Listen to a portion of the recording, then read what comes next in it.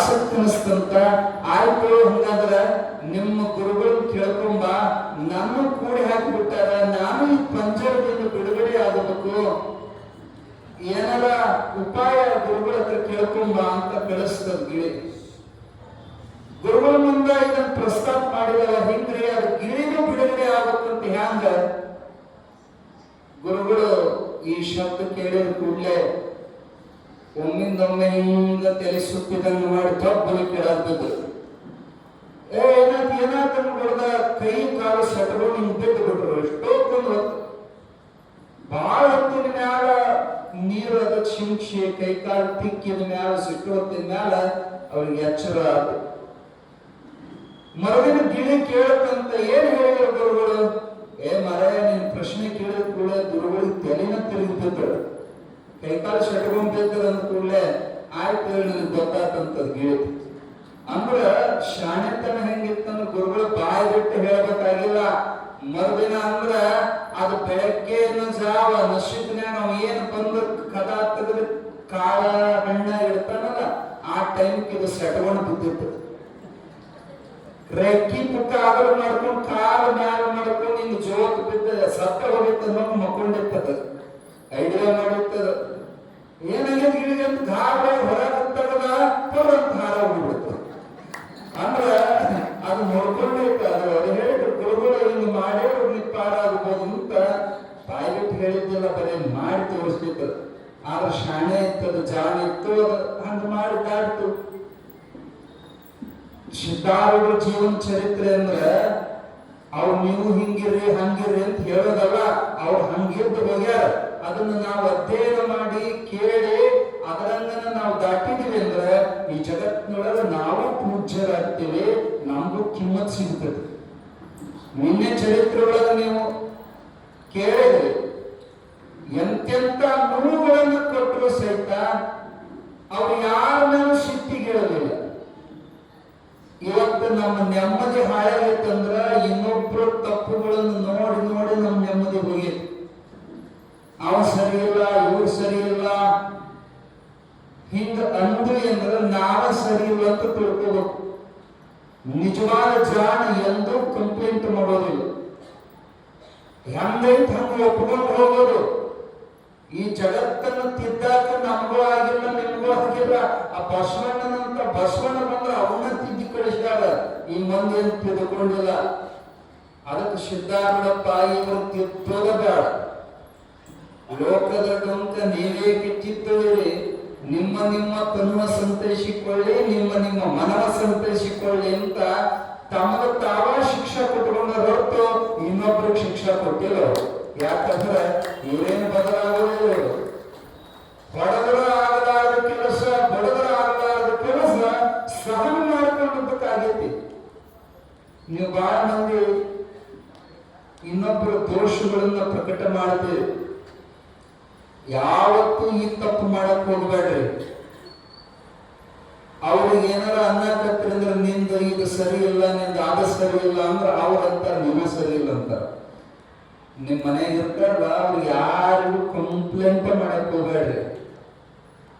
ನೀವ್ ಏನ್ ಮಾಡ್ತೀರಿ, ನಿಮ್ ಮನಿನ ನೀವು ಸುಧಾರಿಸ್ಕೊಳಕ್ ತಯಾರಿಲ್ಲ, ಮಂದಿ ಸುಧಾರಿಸಕ್ ಹೊಂತೀರಿ. ನೀವು ನಿಮ್ ಮನೆಯಾಗನ ನಿಮಗೆ ಯಾರು ಕಿಮ್ಮತ್ ಕೊಡ್ಬಾರ್ದು, ಮಂದಿ ನಮಗ್ ಕಿಮ್ಮತ್ ಕೊಡ್ಬೇಕಂತ ನೀವು ಎಕ್ಸ್ಪೆಕ್ಟೇಷನ್ ಮಾಡ್ತೀವಿ. ಯಾಕ ಮಂದಿ ನಮಗ್ ಕಿಮ್ಮತ್ ಕೊಡ್ಬೇಕಂದ್ರ ನಮ್ದೊಂದು ದೊಡ್ಡ ತಪ್ಪು ಏನಂದ್ರ ಅವ್ರ ತಪ್ಪನ್ನ ನಾವು ಹೇಳ್ತೀವಿ.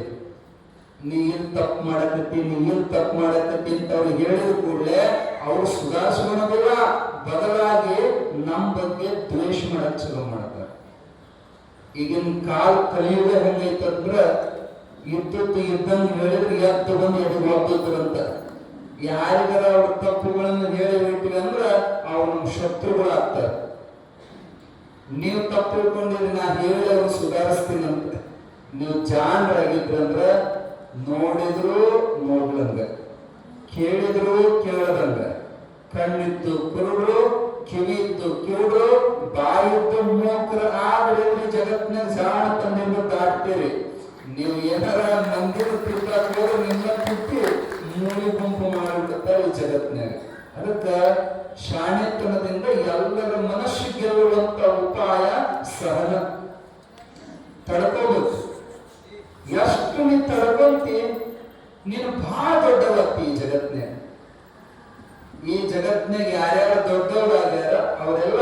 ಶಾಂತಿಯ ಸೂತ್ರವನ್ನು ಹಿಡಿದಾರ ಹೊರತು ಕ್ರಾಂತಿ ಸೂತ್ರ ಹಿಡಿದವರೆಲ್ಲ ಹಾಳಾಗಿ ಹೋಗಿದಾರ. ಕ್ರಾಂತಿ ಉಪಾಯ ಅಲ್ಲ, ಶಾಂತಿ ಉಪಾಯ. ಸಹನೆ ಅತ್ಯಂತ ದೊಡ್ಡ ಗುಣ. ಶಾರದಾ ಮಾತೆಯವರು ಹೇಳ್ತಾರೆ, ರಾಮಕೃಷ್ಣ ಪರಮಹಂಸರ ಧರ್ಮಪತ್ನಿ ಶಾರದಾ ಮಾತೆಯವರು ಹೇಳ್ತಾರೆ, ಮಗು ಈ ಸಹನೆ ಅನ್ನೋ ಗುಣ ಐತಲ್ಲ, ಇದಕ್ಕಿಂತ ದೊಡ್ಡದಿಲ್ಲ.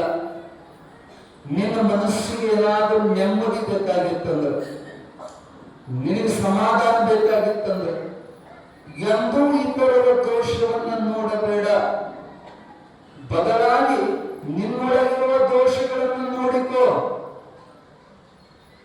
ನಮ್ದೇ ನಮಗ್ ಗೊತ್ತಿಲ್ಲ, ನಾವು ಎಷ್ಟು ಕೆಟ್ಟದ ಅನ್ನೋದು ನಮ್ಗೆ ಗೊತ್ತಿಲ್ಲ. ಇನ್ನೊಬ್ಬರ ತಪ್ಪುಗಳನ್ನು ಪ್ರಕಟ ಮಾಡಕ್ ಹೊಂಟೀವಿ. ನಿಮ್ಗೆ ನೆಮ್ಮದಿ ಬೇಕಾಗಿತ್ತಂದ್ರೆ ಇನ್ನೊಬ್ರು ಕೂಡ ಹೊಡೆದಾಡಕ್ ಹೋಗ್ಬೇಡ್ರಿ, ಸಿಟ್ಟಿಗೆ ಹೇಳಕ್ ಹೋಗ್ಬೇಡ್ರಿ. ಶಾಂತಿ ಪರರ ಒಯ್ರಿ, ಸಿಟ್ಟು ತನ್ನ ಒಯ್ರಿ. ಮನೆಯೊಳಗಿನ ಕಿಚ್ಚು ಮನೆಯ ಸುಟ್ಟಲ್ಲದೆ ನೆರೆಮನೆಯ ಸುಡದು. ಮೊದಲ ಒಳಗ ಬೆಂಕಿ ಹತ್ತಂದ್ರೆ, ಇನ್ನೊಬ್ಬರ ಬಗ್ಗೆ ಸಿಟ್ಟಿನ ಒಂದು ದ್ವೇಷದ ಜ್ವಾಲ ಹೇಳ್ತಂದ್ರೆ ಅದು ಮೊದಲು ಸುಡೋದು ನಿಮ್ಮ, ಆಮೇಲೆ ಇನ್ನೊಬ್ಬರು ಸುಡುತ್ತೈತಿ. ಇನ್ನೊಬ್ಬರನ್ನ ಹಾಳು ಮಾಡ್ಬೇಕಂತ ಅವ್ರ ಮೇಲೆ ಬೆಂಕಿ ಸುರಿಯಾಕ ಕೈಲಿ ಹಿಡಿದ್ರ ಮೊದಲು ನಿನ್ ಕೈ ಸುಡ್ತೈತಿ, ಆಮೇಲೆ ಇನ್ನೊಬ್ರು ಸುಡ್ತೈತಿ. ಅದಕ್ಕೆ ನೀನ್ ದೊಡ್ಡವಾಗ್ಬೇಕು ಈ ಜಗತ್ತಿನಂದ್ರ ಸುಮ್ಮನೆ ಅಂತಿಳ್ಕೊ. ಈ ಜಗತ್ತು ಇರೋದೇ ಹಿಂಗ, ಈ ಜಗತ್ತು ಇರೋದೇ ಹಿಂಗ. ಇಷ್ಟು ಒಪ್ಕೊಂಡ್ಬಿಟ್ಟೆ ಅಂದ್ರೆ ನಿನಗೆ ತಳಮಳ ಆಗೋದಿಲ್ಲ. ಒಪ್ಕೊಳ್ಳೋದನ್ನ ಕಲಿಬೇಕು. ಅದು ಇರ್ತದ ಹೆಂಗಿರ್ತದ ಹಂಗ ಹೋಗ್ಬೇಕು ಹೊರತು ಬದಲಾಯಿಸಕ್ ಹೋಗಬಾರದು. ನಮ್ಮ ಐರನೇ ಅಜ್ಜವ್ರ ಮೇಲೆ ಮೇಲೆ ಹೇಳ್ತಿರ್ತಾರೆ, ಸೆಳವಿನ ವಿರುದ್ಧ ಈಜಬಾರದು. ಹಿಂಗ ಹರಿತಿರ್ತದ ಪ್ರವಾಹ, ಆ ಸೆಳವಿನ ವಿರುದ್ಧ ಈಜಾಕತ್ರ ನಮ್ಮ ಕೈ ಸೋಲ್ತಾವ. ಆ ಪ್ರವಾಹದ ಜೊತೆಗೇನೆ ಈಜಾಡ್ಕೊಂಡು ಹೋಗಿ ನಿಧಾನದ ದಂಡೆಗೆ ಸೇರಿ ದಾಟಿ ಬಿಡಬೇಕು ಹೊರತು ವಿರುದ್ಧ ಈಜಬಾರದು. ಯಾರ ವಿರುದ್ಧನೂ ಆಕ್ಷೇಪ ಮಾಡಲಾರದೆ ಸಹನೆಯಿಂದ ನೀವು ಬಾಳಿ ನೋಡ್ರಿ. ನಿಮ್ಮ ಶತ್ರುಗಳೇ ನಿಮ್ಗೆ ಮಿತ್ರರಾಗ್ತಾರೆ, ನಿಮ್ಮ ವಿರೋಧ ಮಾಡೋರೆ ನಿಮ್ ಪ್ರೀತಿ ಮಾಡಕ್ ಚಲೋ ಮಾಡ್ತಾರೆ. ಅದನ್ನು ಕಲಿಸ್ಕೊಟ್ಟಿದ್ದು ಜಗದ್ಗುರು ಸಿದ್ಧಾರೂಢರು. ನನ್ನಂಗೆ ಹೇಳಿ ಎಲ್ಲರ ಮನಸ್ಸು ನೀವು ಗೆಲ್ತೀರಿ ಅಂತ ಹೇಳಿಕೊಟ್ರು. ಜಾತಿ ಮತ್ಸರದಿಂದ ಸಿದ್ಧಾರೂಢಪ್ಪವನ್ನು ಮುಗಿಸಬೇಕು ಅಂತೇಳಿ ನಾನಾ ಉಪಾಯಗಳನ್ನು ಮಾಡಿದ್ರು. ಒಂದು ದಿನ ಕುತಂತ್ರಿಗಳೆಲ್ಲ ಕೂಡಿ ಮಧ್ಯರಾತ್ರಿ ಅಜ್ಜವ್ರನ್ನ ಹೊತ್ಕೊಂಡು ಬಂದರು. ಹೊತ್ಕೊಂಡು ಬಂದು ಎಲ್ಲಿ ಬಿಟ್ರಪ್ಪ ಅಂದ್ರೆ ಊರು ಹೊರಗೆ ಹಾಳು ಬಿಟ್ಟು ಮನೆಯಾಗ ಅವ್ರನ್ನ ಕೂಡಿ ಹಾಕಿ ಅವ್ರಿಗೆ ಚಾವಿ ಹಾಕಿ ಒಳಗೆ ಯಾರು ಹೋಗೋ ಜಾಗನ ಅಲ್ಲದ.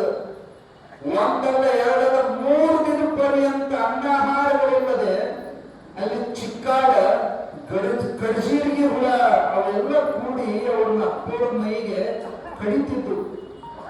ಅಷ್ಟಾದ್ರೂ ಕೂಡ ಸಿದ್ಧಾರೂಢಪ್ಪರು ಶಾಂತವಾಗಿ ಆ ನೋವನ್ನೆಲ್ಲ ಸಹಿಸಿಕೊಂತ ಆತ್ಮಧ್ಯಾನದೊಳಗೆ ತತ್ಪರ ಕೂತಿರೋ ಹೊತ್ನಾಗ ಸಾಕ್ಷಾತ್ ಪರಮೇಶ್ವರ ಪ್ರಕಟನಾಗಿ ಹೇಳ್ತಾನೆ, ನನ್ನ ಪರಮ ಪ್ರೇಮೇ ಹೇಳು ನಿನ್ನ ದುಃಖವನ್ನು ಹರಣ ಮಾಡ್ಲಿಕ್ಕೆ ಬಂದಿನಂತ ಸಿದ್ಧಾರೂಢಪ್ಪರ ಕೈ ಹಿಡಿದು ಹೊರ ಕರ್ಕೊಂಡು ಬಿಟ್ಟ ಅಂತರ್ಧಾನ ಅಲ್ಲ. ಅನೇಕ ಸಂದರ್ಭಗಳು ಪ್ರಾರ್ಥನೆ ಮಾಡದಿದ್ರು ಪರಮಾತ್ಮ ಬಂದು ಮಹಾತ್ಮರ ಶರೀರವನ್ನ ನಮ್ಮಂತ ಭಕ್ತರ ಸಲುವಾಗಿ ಉಳಿಸ್ತಿದ್ದ. ಅಪ್ಪವ್ರು ಮಾತ್ರ ಯಾರ ಬಗ್ಗೆನೂ ದ್ವೇಷ ಮಾಡ್ತಿದ್ದಿಲ್ಲ, ಸಿಟ್ಟು ಮಾಡ್ತಿದ್ದಿಲ್ಲ. ಹೊಡೆದವರು ನನ್ನ ಕರ್ಮ ಕಳೆದರು. ಒಂದು ದಿನ ಅಂತೂ ಅಪ್ಪವನ್ನು ಅಕ್ಷರಶಃ ಸಿದ್ಧಾರೂಢರನ್ನು ಹೊತ್ತಕೊಂಡು ಹೋಗಿ ಹಾಳು ಬಿಟ್ಟು ಬಾವಿ ಒಳಗೆ ಹೋಗಿ ಹೋಗ್ತಾನೆ. ಬಾವಿ ಒಳಗೆ ಹೋಗಿ ಹೋದಾಗ ಅಪ್ಪವರು ಉಳಿದವರು ಹಾಳು ಬಿಟ್ಟು ಬಾವಿ ಎಲ್ಲ ಜಾಲಿ ಪಿಂಟು ಬೆಳೆದಿದ್ದು ಒಳಗ ಬಾವಿ ಒಳಗೆ ಅದರಾಗ ಸಿಕ್ಕ ಹಾಕೊಂಡಾರ ಮೈ ತುಂಬ ಮುಳ್ಳು ನಿಂತಾವ.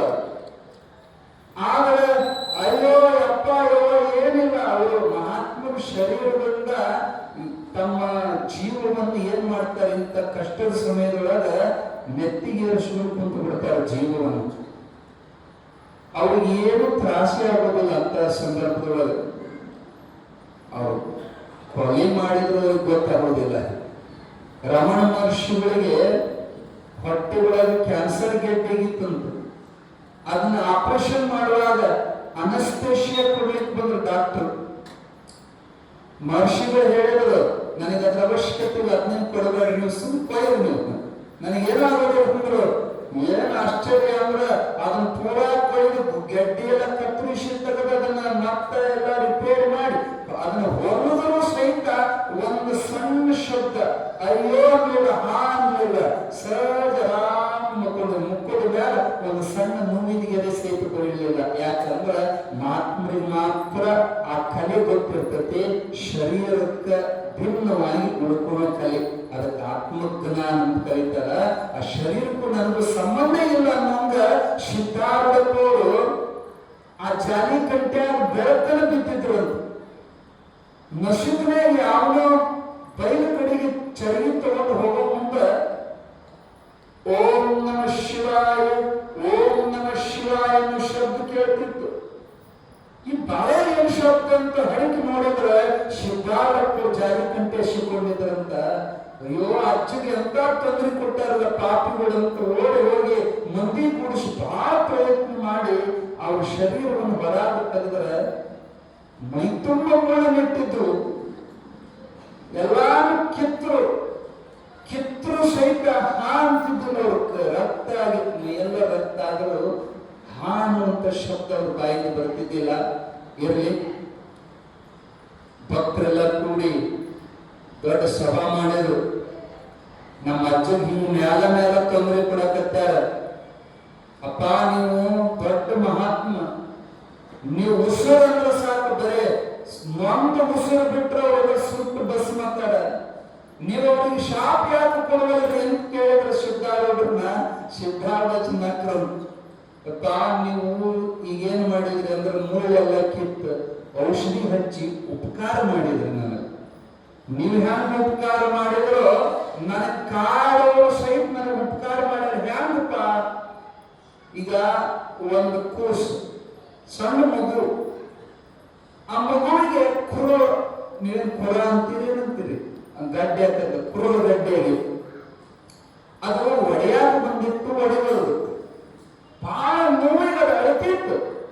ಅವಾಗ ಅಪ್ಪ ಅಮ್ಮ ಕೂಡಿ ಅದನ್ನು ಕೂಸನ್ನು ಎಲ್ಲಿ ತಗೊಂಡು ಬಂದಂದ್ರೆ ದವಾಖಾನೆಗೆ ಆಸ್ಪತ್ರೆಗೆ ತಗೊಂಡು ಬಂದ ಡಾಕ್ಟರ್ಗೆ.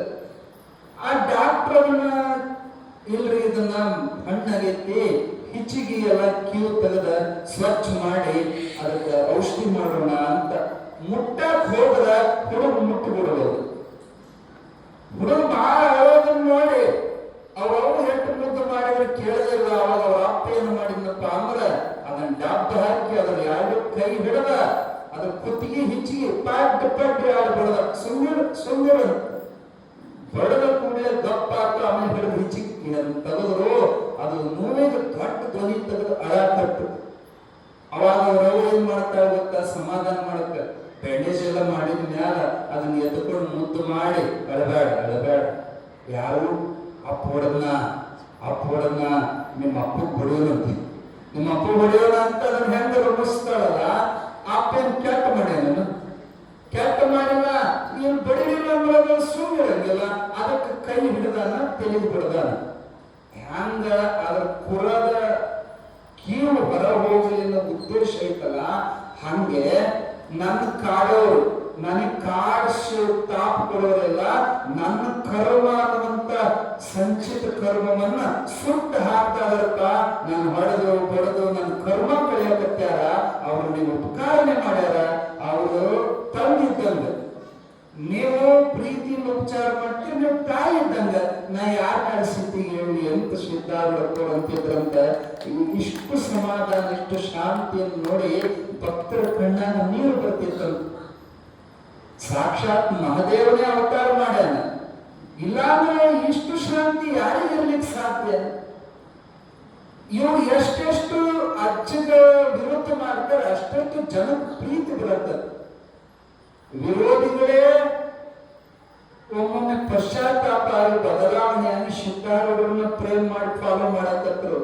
ನೀನ್ ಹಂದ್ರೈನ ಕತೆ ಕೇಳಿದ್ರಲ್ಲ, ಕೊಲ್ಲಾಕ ಬಂದಂತ ಬಾಡಿಗೆ ಕೊಡಲಾರ 50 ಜನ ಸಿದ್ಧಾರ ಶಿಷ್ಯ ಮನುಷ್ಯನಾಗಿ ಬದಲಾವಣೆ ಆದ.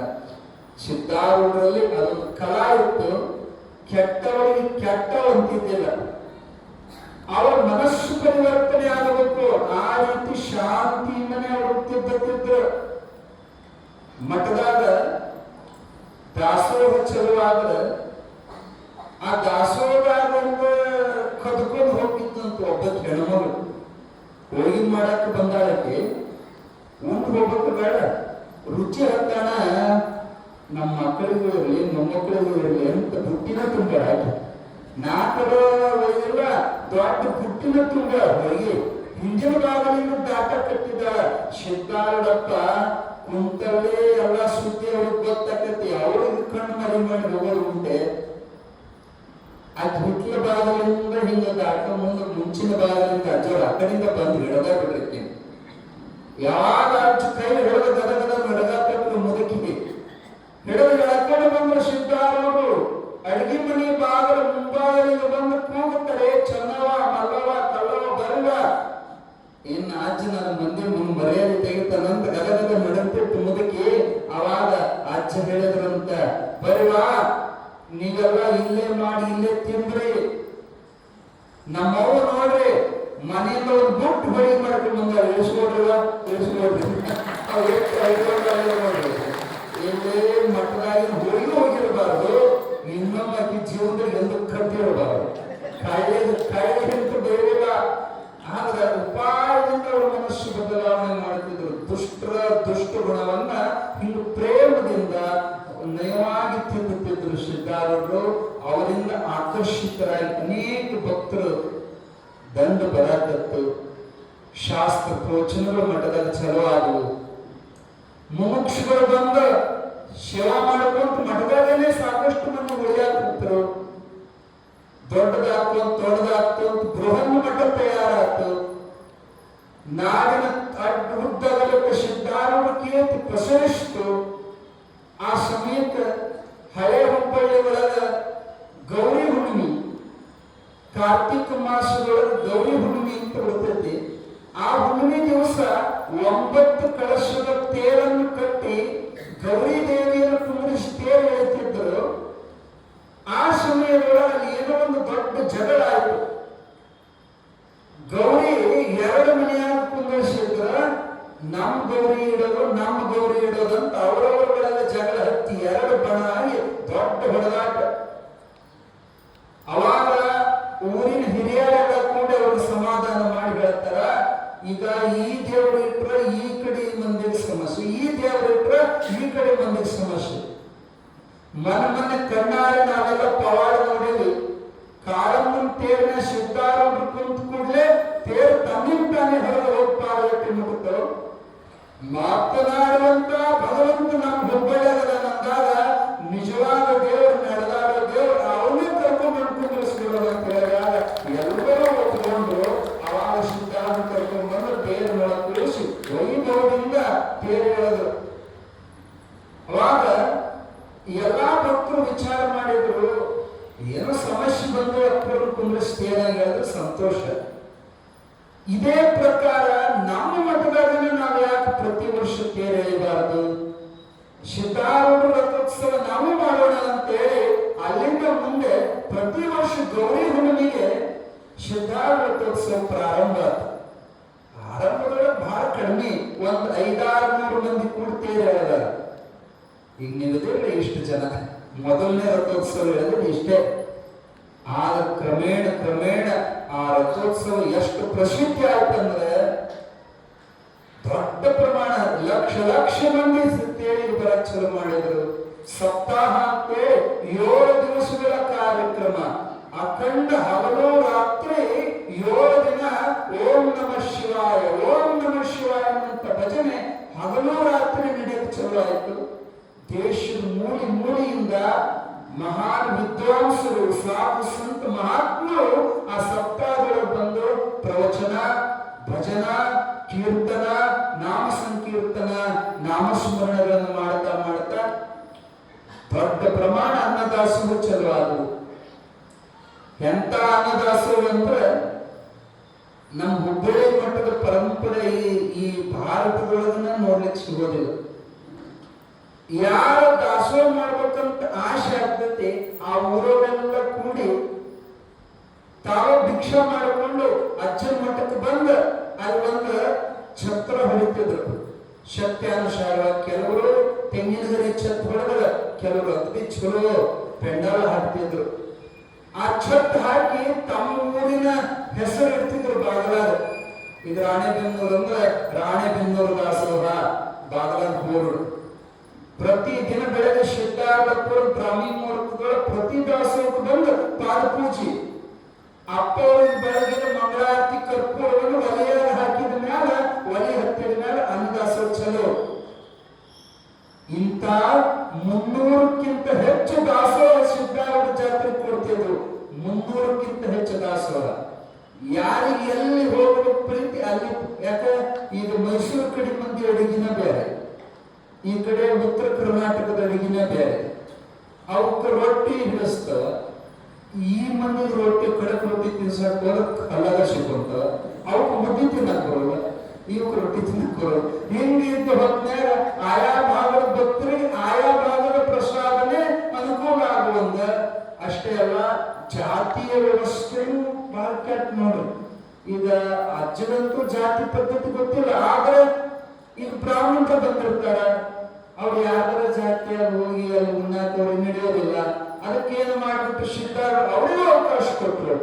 ಅಜ್ಜನೇನು ಸಮಾಧಿ ಮಂದಿರ ಇಲ್ಲ, ಅದರ ಹಿಂದೆನೆ ಬ್ರಾಹ್ಮಣ ದಾಸೋಹ ಅಂತ ಇವತ್ತಿಗೂ ನಡೀತದ. ಉತ್ತಲಿನ ಬ್ರಾಹ್ಮಣರೆಲ್ಲ ಕೂಡಿ ಅಲ್ಲಿ ಬ್ರಾಹ್ಮಣ ದಾಸೋಹ ನಡೆಸ್ತಾರೆ. ಆಯಾ ವರ್ಣಾಶ್ರಮಕ್ಕೆ ಅನುಗುಣವಾಗಿ ಯಾರಿಗೆ ಹೆಂಗ ಬೇಕಂದ ಪ್ರಸಾದದ ವ್ಯವಸ್ಥೆ 300ಕ್ಕಿಂತ ಹೆಚ್ಚು ದಾಸೋಹ ಬರಕತ್ತು. ಏನದು ಭೂ ಕೈಲಾಸವಾಗಿ ಬೆಳವಣಿಗೆ ಆಗಕತ್ತು. ಆ ವೇಳೆಗೆ ಪ್ರವಚನಕ್ಕೆ ದಿನ ಜನಸಾಗರ ಬರ್ತಿತ್ತು. ಒಂದು ದಿನ ರಾತ್ರಿ ಪ್ರವಚನ ಮಾಡಿದ ಮೇಲೆ ಎಲ್ಲರೂ ಎದ್ದು ಹೋದ್ರು. ಒಬ್ಬ ಮಾತ್ರ ಕುಂತಿದ್ದ. ಅವನು ಯಾರಂದ್ರ ಉಜ್ಜಣ್ಣವ್ರ ಭೀಮಪ್ಪ. ನಿನ್ನೆ ನಿಮಗೆ ಹೇಳಿದ್ರ ಸಿದ್ದಾಡುತ್ತಲ ಮೇಲೆ ಬೆಂಕಿ ತೆಗಿಯಾಕ ಬಂದವ ಉಜ್ಜಣ್ಣವ್ರ ಭೀಮಪ್ಪ. ಯಾಕೋ ಭೀಮ ಎಲ್ಲರೂ ಹೋದ್ರು, ನೀವು ಹೋಗುವಲ್ಲಿ ಏನು ಸಮಾಚಾರ? ಇಲ್ರಿ ಅಜ್ಜನ ಸ್ವಲ್ಪ ಪರ್ಸನಲ್ ಮಾತಾಡ್ಬೇಕಾಗಿತ್ತು, ಕೆಲವು ಮಂದಿ ಮುಂದೆ ಹೇಳಕ್ ಬರಂಗಿಲ್ಲ. ಏನ್ ಹೇಳಪ್ಪ? ಇಲ್ರಿ ಅಜ್ಜ, ನಿಮ್ಮ ಆಶೀರ್ವಾದದಿಂದ ಸಾಕಷ್ಟು ಭೂಮಿ, ಸೀಮಿ, ದನ, ದವಸ, ಧಾನ್ಯ ಎಲ್ಲ ಸಂಪೈತ್ರಪ್ಪ. ಆದ್ರೆ ನಮಗೆ ಒಂದೇ ಇಲ್ಲ, ಏನಿಲ್ಲ, ನಮ್ಮ ಹೊಟ್ಟೆ ಮಕ್ಕಳಾಗಿಲ್ರಿ ಅಜ್ಜ. ಎಲ್ಲಾ ದೇವ್ರ ದಿಂಡ್ರು ಎಲ್ಲಾ ಮುಗದೈತಿ, ಎಲ್ಲ ದವಾಖಾನೆ ಮುಗದವ. ಗುರುನಾಥ, ದಯವಿಟ್ಟು ನಮಗ ಸಂತಾನ ಭಾಗ್ಯ ಕೊಡ್ರಿ ಅಜ್ಜ ಅಂತ ಕಾಲ್ ಹಿಡದ. ಸಿದ್ದಾರೂಢರು ಕಣ್ಣು ಮುಚ್ಚಿ ತಮ್ಮ ಜ್ಞಾನ ದೃಷ್ಟಿಯಿಂದ ನೋಡಿದ್ರು. ಅಪ್ಪ, ನಿನ್ನ ಹಣೆ ಬರದಾದ ಮಕ್ಕಳು ಬರದಿಲ್ಲ. ಈಶ್ವರ ನಿನ್ನ ಹಣೆ ಬರದಾದ ಮಕ್ಕಳು ಕೊಟ್ಟಿಲ್ಲ, ನಿನ್ನ ಮಕ್ಕಳು ಆಗೋದಿಲ್ಲ ಅಂದ್ರೆ ಸಿದ್ದಾರೂಢರು ಕಣ್ಣಾಗ ನೀರು ಬಂತು. ಹಂಗನಬೇಡ ಅಜ್ಜ, ಈಶ್ವರನಿಗೆ ಆಗಲಾರದ ಕೆಲಸ ಸದ್ಗುರುನಾಥ ಮಾಡ್ತಾನಂತ ನಾ ಕೇಳೇನಿ. ಹರ ಮುನಿದರು ಗುರು ಕಾಯುವ ಅಂತ ನಾ ಕೇಳೇನಿ. ನೀ ಈಶ್ವರನಿಗೆ ಈಶ್ವರ ಇದೆಯಪ್ಪ, ದಯವಿಟ್ಟು ಆಗೋದನ ಬೇಡ, ನಮಗೆ ಹೆಂಗರ ಮಾಡಿ ನಿನ್ನ ಮಕ್ಕಳ ಪದ ಕೊಡಲೇಬೇಕಂತ ಬಹಳ ದೀನನಾಗಿ ಪ್ರಾರ್ಥನೆ ಮಾಡಿದಾಗ ಸಿದ್ಧಾರೂಢರು ಕೇಳ್ತಾರೆ, ನಿನಗೆ ಎಂತ ಮಗ ಬೇಕು? ಜ್ಞಾನಿಯಾಗಿ ಉಭಯ ಕುಲಗಳನ್ನು ಉದ್ಧಾರ ಮಾಡುವಂತ ಜ್ಞಾನಿ ಮಗ ಬೇಕೋ, ಏನು ಸಂಸಾರ ಬೆಳೆಸುವಂತ ಕರ್ಮರಚಿತನಾದ ಮಗ ಬೇಕೋ? ಎಷ್ಟು ಚೆನ್ನಾಗಿ ಹೇಳಿದ್ರು ನೋಡ್ರಿ. ನಿಮಗ ಸಂಸಾರಿಕನಾಗಿ ಬೆಳೆವಣಿಗೆ ಮಾಡುವಂತ ಮಗ ಬೇಕೋ, ಏನು ಜ್ಞಾನಿ ಮಗ ಬೇಕು ಅಂತ ಕೇಳಿದಾಗ ಅವಂತಾನ, ಅಪ್ಪ ಇಂಥವೇನು ಸಗಣ್ಯಾಗ ಸಾವಿರ ಹುಳ ಮುಟ್ಟಿ ಸಗಣಿನ ತಿಂದು ಸಗಣ್ಯಾಗ ಬಾಳವೆ ಮಾಡಿ ಸಗಣ್ಯಾಗ ಸತ್ತು ಹೋಗುವಂಥವು ಮಾಡದು.